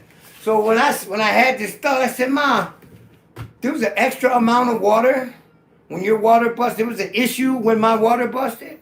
She said, oh yeah, there was a big thing about that. She's like, I can't remember all the detail, but it didn't occur with your brother. Well, my brother came after me. You see? So, my younger brother. So, the third house describes what comes after. And some people want to say that you come into this world executing your ascendant. And the older you get, the more towards your sun sign characteristics you fall into. But the older I get, the more empathetic I get for people. When I was a teenager, I didn't give a flying fuck about nobody. I was pure selfishly driven. So I can't say that I came here as a Cancer and I moved more towards Scorpio. You dig? When I was going to high school, you will not get away with it. I don't care how petty. I will wait after school. I will catch your ass. We gonna deal with that, right? Well, then I was a grown man. I let shit slide. I'm a little more emotionally understanding towards people. So pertaining to my own self, there was the analogy, but I see it everywhere. Then you have what the Hindus say, that you are your ninth Navamsha chart, that you're your ninth harmonic. So learn how to select harmonic charts at AstroDice. Look at your ninth harmonic. That shit describes you just as accurately as your natal chart. And this is a hypothetical, mathematically calculated chart, the Navamsha, ninth harmonic chart. When you go to extended chart selections, look for the ninth harmonic. They tell you to put the number in the date field. You put the number 9 in there. After you select the harmonic chart, it'll show you your ninth harmonic chart. In my ninth harmonic chart, I am a Virgo sun, Aquarius rising. Well, I am an astrologer, Aquarius, and I do deal with the details of it. I'm highly analytical when it comes to that, right? I want a lot of stuff to analyze. Well, I'm a Virgo too. So, you know, yes and no. That is the answer to that question. All right. From, once again, pardon me for mispronouncing names, Josimar Charles, what's the significance of Osiris constellation? I don't know of Osiris constellation. You talking about Sirius, Orion? What they call modernly Orion, because the Egyptians call Orion Osiris. Now, if you're talking about something else, theoretical astrology or exoteric astrology, I don't know what he means by that, because the 12, I don't even use the constellations. None of them. Unless I'm using the nakshatras. Then I'm using the sidereal, and I'm using the nakshatra constellations to mark the place in the sky where these nakshatras, these areas or measures or fractals begin and end. 13 and the third degree fractals begin and end. All right. Did he answer that? I'm waiting. I got like 3 devices running. What time is one it? is slower than the other. It is 10:30. See, I told you I was getting off. Bye. Click. Turn off. I'm just joking. I ain't going away. I got a little bit of gas left in me. But I'm getting hot. And I can't turn on the fan because then y'all won't be able to hear me.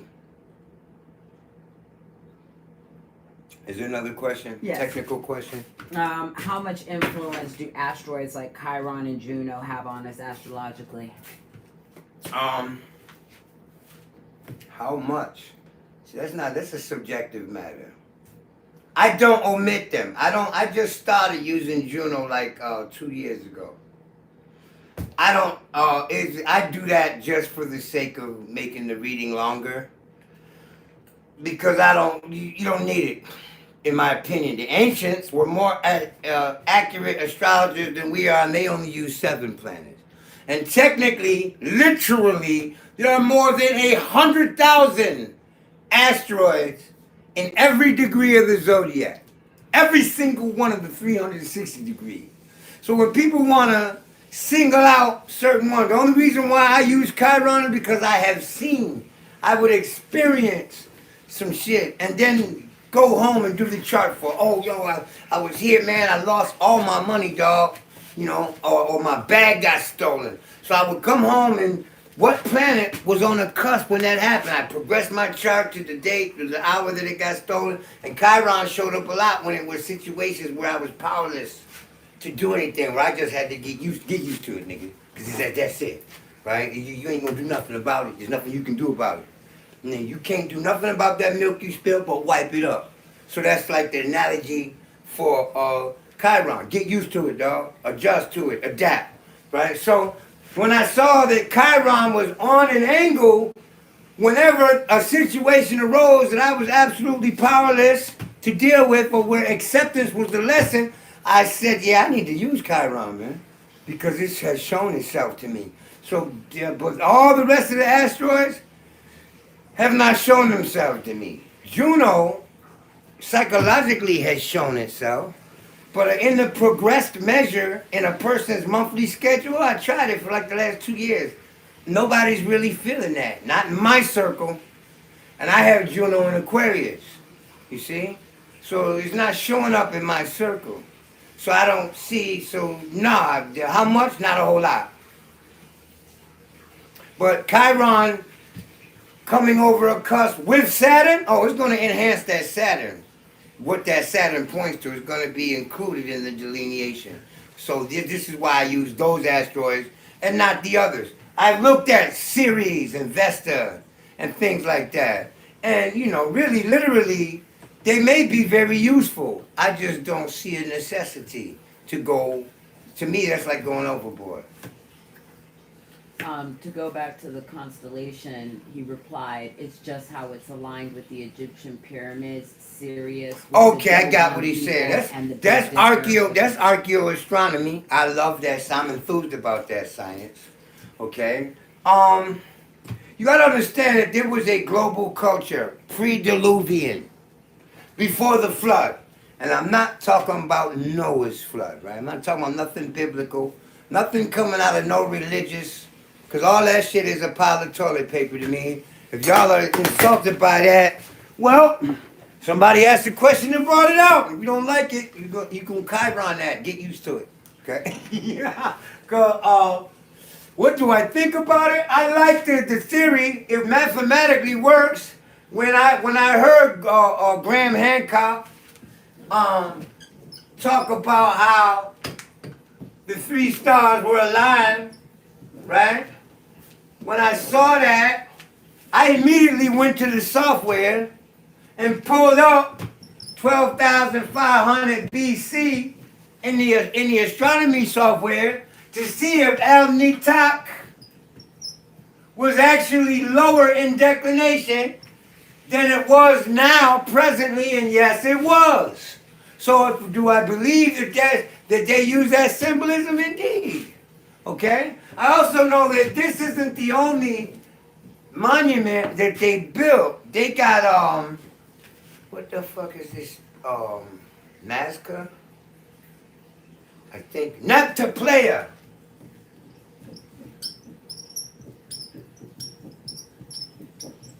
Also has an Orion monument that lines up to that constellation Orion. And so does three pyramid structures, the ruins of three pyramid structures they found in the Grand Canyon. And so in China. And what do I think about it? It's like now everybody all over the world is using the internet.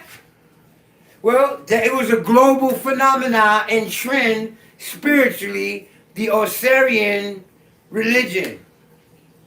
So you find it in China, you find it in Nepal, you find it on Easter Island, you look up the ancient equator,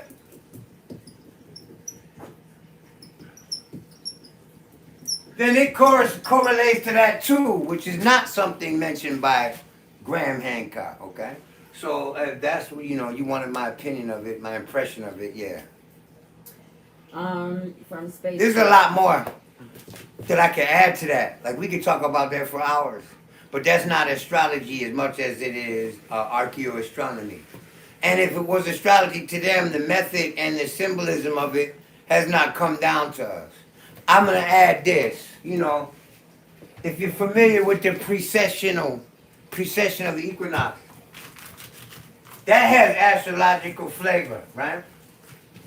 And Orion, or Altair, you want to use that, right? Right? Altair sits right between Taurus and Gemini, constellationally, right? It sits right between them. So, and the precession moves backwards, through the zodiac. So, in the between the age of Gemini and between the age of Taurus, it would have ran through this constellation of modern day Orion, ancient Altair. So, the Osirian and the cult, right, the spiritual cultivational system of Altair and Alset, like the Ennead, came to prominence in Egypt when the vernal point was passing from the age of Gemini through the age of Orion or Altair, and then to the age of Taurus. So you see the they had the monuments and the symbolism of Mashu and Tefnut, that their worship, that form. And then Osir, or Osiris, right? I got Osir there, right? Then they started talking about the Apis, the bull. And after that came Aries, and they were, the main god came to the fore was Amen. All right? And Amen has the ram's head. So they use it as a measure of ages. And their measure of the sky, what we use astrologically today, is derived from that. You can get that from Astrological Origins, written by Cyril Fagan. For people that want to say, I thought astrology came from Mesopotamia. And you know, you get them racist motherfuckers on Instagram and on Facebook that when I've made mention about that, y'all, that the zodiac is the Egyptian calendar of Nu. And Cyril Fagan in Astrological Origin gives repetitious evidences for that. So when I mention that, they're like, yeah, it came from Mesopotamia. You know, Herodotus said that that a king in Ethiopia invaded Egypt. And many of the nobles and the priesthood fled from Egypt into Sinai, into Mesopotamia, and the rest of Asia. And this is how that system of astrology and the science of Mary and Jesus, or Set and Osir and came to manifest outside of Egypt, outside of Africa. All right? So read Cyril Fagan's book, Astrological Origins. You gotta be on some technical shit. He's giving all the astronomical proof. And you gotta be up on the math of it.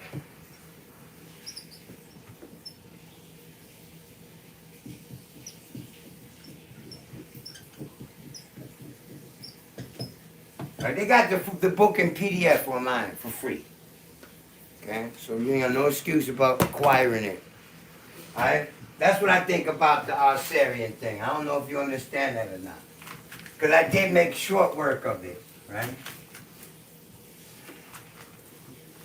You know, all religions come from stellar phenomena, astrological and just straight up stellar measure, from above to below. And if they turned it into a religion, the symbolism of the chronology of the motion of whatever body was being used as the avatar of their deity. Next question. Question from Spacebug. Have you considered making a Patreon so we can be students with monthly payments, which are generally more manageable than one lump sum?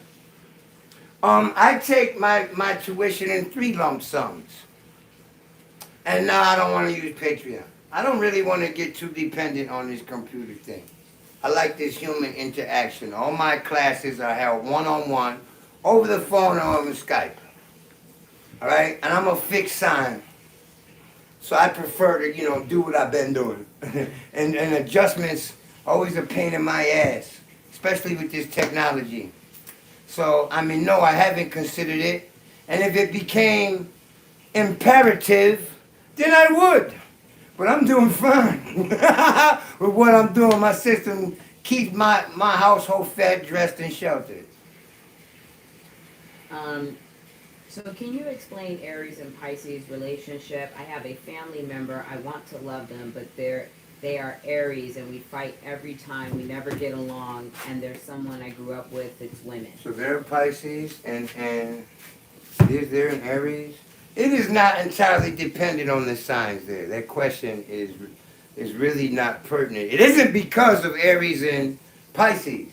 Because if that's the case, the Pisces person is undoing the Aries person according to the 12th house rule.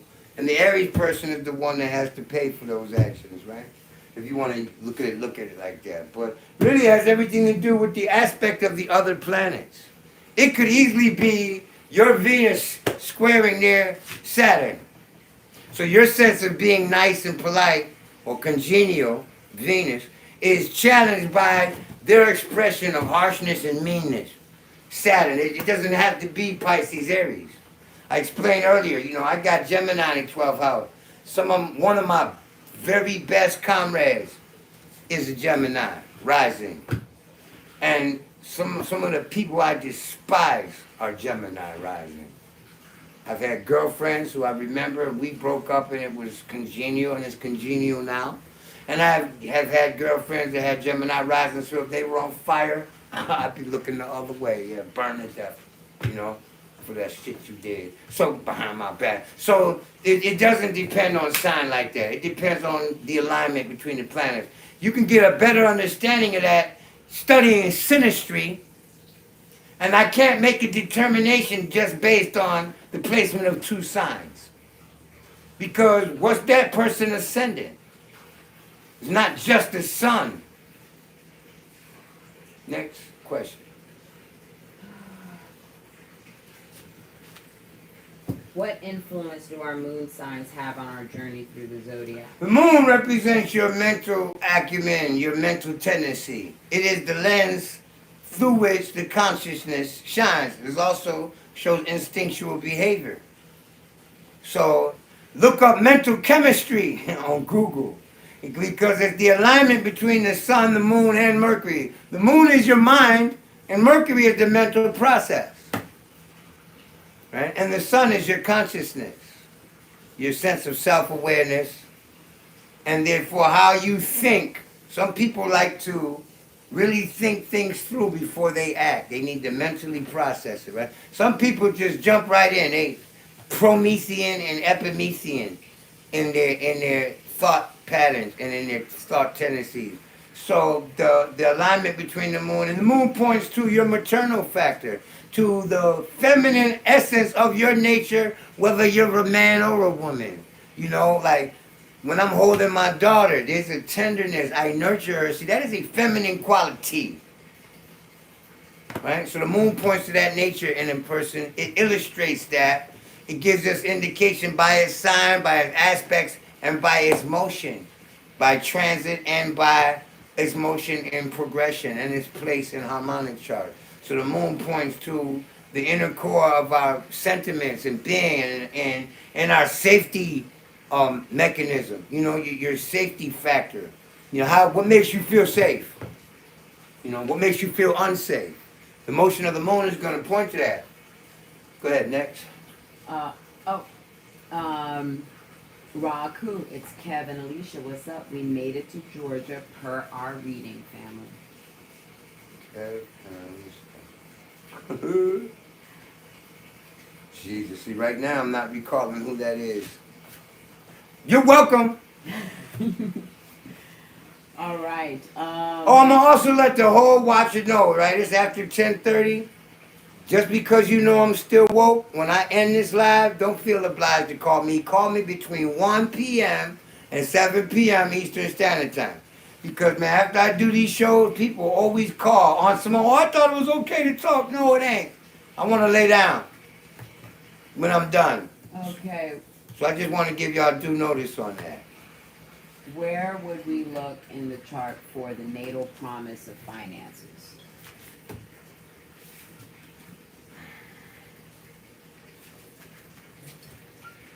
You look at the natural indicator of finance.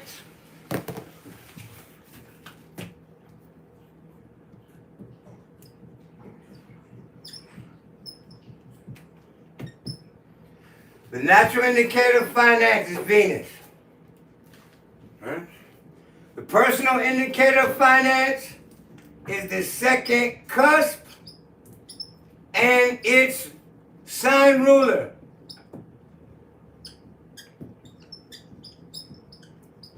And all aspects to it.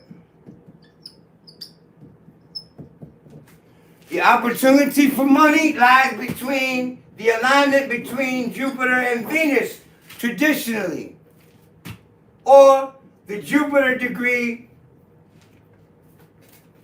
and the second cusp ruler. Why is my shit bugging? My pen is bugging. None of those work? I think it was because what I used to wipe it off. I don't know. I accidentally used my hat, which has been on my greasy head. So the oil in my hair might have gotten on this board. I don't know. Yeah, I had to. Let's do this again. Oh, I hate doing shit twice, repeating myself, but you know. Venus is a traditional indicator of financial exchange. The second house, the second cusp, its sign, occupants, and its ruler. And all alignments concerning these things. Okay?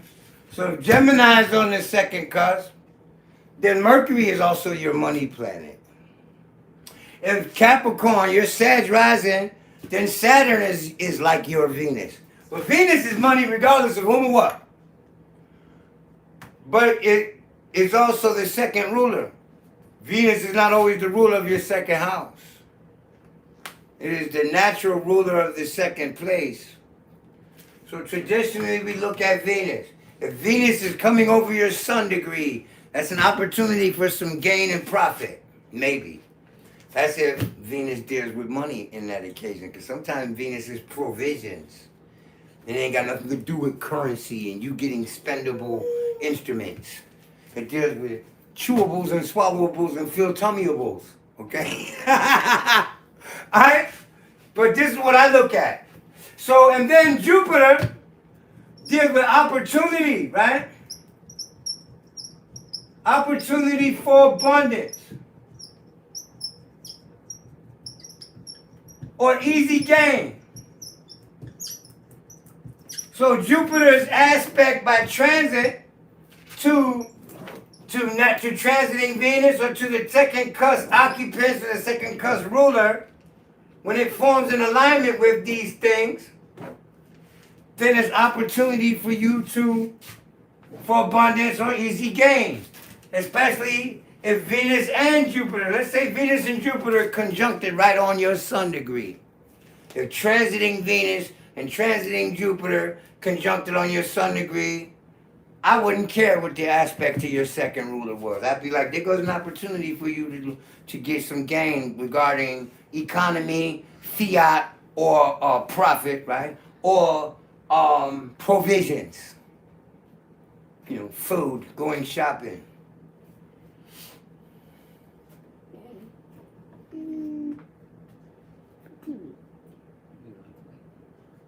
You are ass out right now, buddy. Scram. Okay. Next. Yeah. Next. Are the planets chakras? Yeah, they are the chakras of our solar system. Yeah. I would say so. Just like the whole solar system is considered Adam Kadmon, the great man, right? The great body. And you are the embodiment, and your chakra's vibratory frequency corresponds to the same electromagnetic vibratory pulse that those planets receive from our sun and bounce to our earth. So yes, literally. Next. What is your understanding of the part of fortune? I know that it's an Arabic part. It could also be the part of misfortune. You know, I don't use it a lot. But it represents how far from the ascendant the sun or the moon is.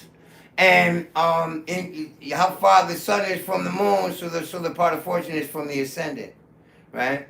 And this is how, because the sun, the moon, and the ascendant deal with your personal expression, then the part of fortune has a lot to do with your third.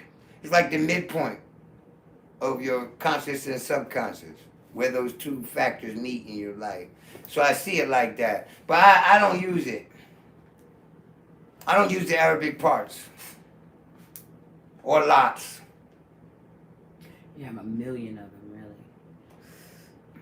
See, I'm strictly a solar systemologist. If all the constellations were to be wiped out, now let's say God was a gigantic creature that could just wipe away all the stars, and he left the solar system intact, we don't need the stars, period. We have the seasons, we have the declinations, which don't depend on the stars, to measure exactly what the relationship is between the sun and the earth, which creates the phenomena for us to make signs. And then we still have the geometrical 360 degrees. So I don't use lots, I don't use constellations, none of that. Next. All right, and this appears to be the last one that's popped over here, and we're 5 minutes to 11. So You I know think it's a somebody's good going to time. think of something just to Right, keep at me in. 60 seconds. But it's a question, chart ruler, Saturn in Gemini in the 6th, conjunct the South Node in Gemini. Any suggestion on how to handle my day-to-day life at home, working, kids, remote learning, and caring for a sick mother? Boy, they crammed all that shit in there, boy. They want the answers. Yo, look, man, that was a lot. Read to me again, step by step. First factor first. Question, chart ruler, Saturn in Gemini in the 6th. Okay, what is the chart ruler, Saturn or Gemini? Is Capricorn rising or Mercury or Virgo or Aquarius? Because I don't even know what they mean by that. You gotta be more specific. Next Okay. question in that series of questions. What was it? Next one. In that paragraph? Yeah, in Oh, that series. That okay. was a series of questions. That wasn't no one question. So what's the next factor, the next component of that question? Saturn in Capricorn rising.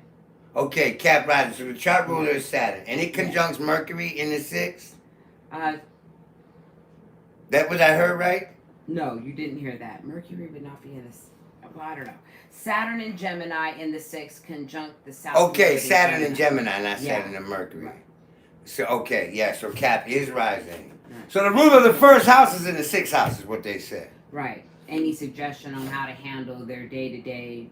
Oh yeah, you here to deal with service and the burden of servicing someone. And because you're Cap rising, your partner, your mutual interactive, your equal, that is one of the parents, the mother or a woman. Okay, with the ruler of the first and the 6th, there's a lot of attention paid to diet, habit, regimen, physical conditioning, nutrition, style of dress, physique, exercise. Did I say exercise already? So how do they handle all that? Manage. In a very timely, organized fashion. Which is how they're going to have to deal with it. It's about time management, and it's about stress management. So that ain't no answer in no 2 minutes, not coming out of my mind. I can't answer that question in 2 minutes because I know that the first rule is in the 6th. What's affecting that? You see? And that question right there is already compound. So what's the third part component in that question? That was it. That's it? It was. No, this is something about taking care of their mother or taking care of a sick how mother. to handle their day-to-day life at home, working, kids, remote learning, and caring for. a sick Yeah, mother. your life is consumed by timing factors because Saturn is time, and there's a regulation of that. 6th place. So regulating your time. I don't know how you find time for yourself because I'm not doing all of that. I was doing all of that a couple months ago, which you just mentioned. I wonder if they're being smart, because they know that describes me back in January and February. Like, whoa. Capricorn, Cancer. Yeah, Capricorn, Cancer, right. So, your partner is your mom's. It's like you replaced her husband, I'm pretty sure. Yeah, it definitely is no time for self at all. Yeah. You have to work it in. You will find time for self. You got to make time for self. If it's just 15 minutes a day. The 6th place is what you do on a regular basis. It's your routine and your regimen. Since Saturn is there, you're dealing with a scheduling factor, a timing factor, and difficulties. Whether it's Other people's difficulties are your own, because Saturn and Capricorn say other people. What's really deep with that Cap rising, you know, you came here to learn how to deal with stress. It doesn't got anything to do with how much you like or dislike it. And because that's the 6th place, what's going on in the 9th? What the fuck? Where's the 10th? What's the condition of the 12th? Well, I'm not really asking that because I want to know right now. Because I'm getting off this phone. I'm trying to tell you, I'm off of this live. I just want to tell you what those things you need to consider when you go to research, what you need to research to give it more consideration than I'm giving you, right? You need to look at the ruler of the 6th. It's in Gemini, so where is Mercury?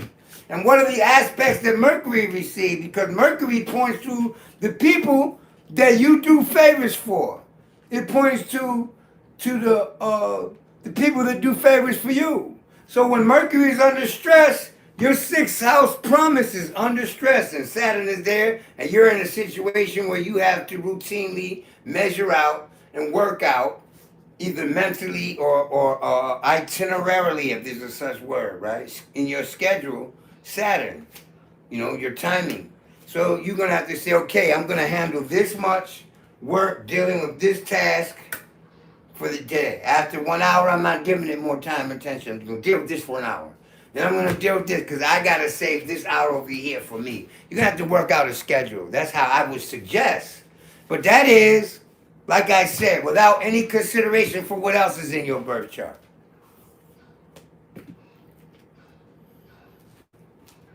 Peace. Finished? Peace. Oh, wait, how they can find you, phone number? Oh, jeez. Isn't it on my profile? Um, My phone number is 516-881-6992. I do a free 5-minute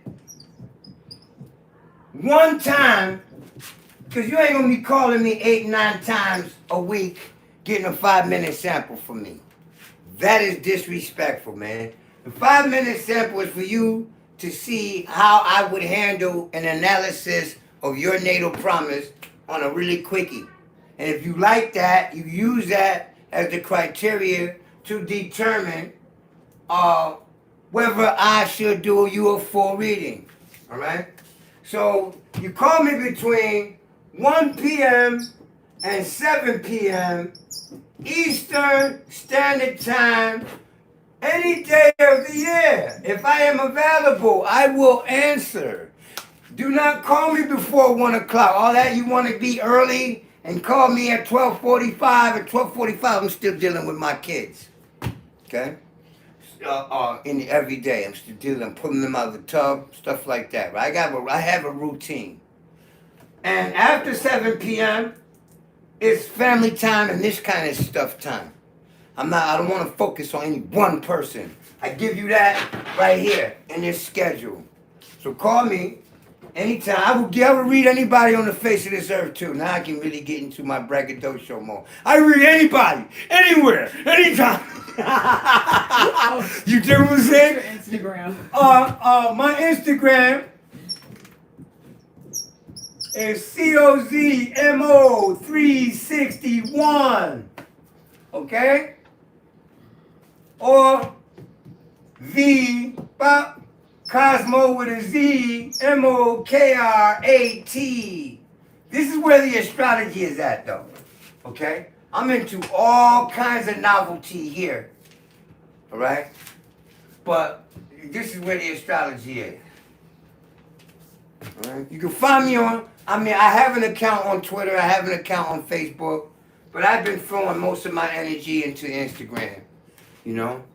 Please call me before you text. If you can't reach me, then, it's cool to text, but I would like live interaction. Because I can't write out all that I'm going to say to you in 5 minutes, so people hit me on the inbox, sending me their birthdays. My birthday is this. What do you think about that? I think it's too much to type. That's what I think. Too much for me to be dicking around on that phone, And then if I don't have my glasses around, now I got to find my glasses. Then I got to take 15, 20 minutes to type out what I can say to you in 5. And if you don't reach me, try to call back, man. You know, if you look right here, this is my itinerary. So, don't show it all, that top. You don't need to see it all. Alright? So, yeah, I'm pretty occupied. So, you know, you might have to call more than once. Alright? Anything else? Did I leave anything else? Hit subscribe. Let me get them likes. I'm trying to monetize my page.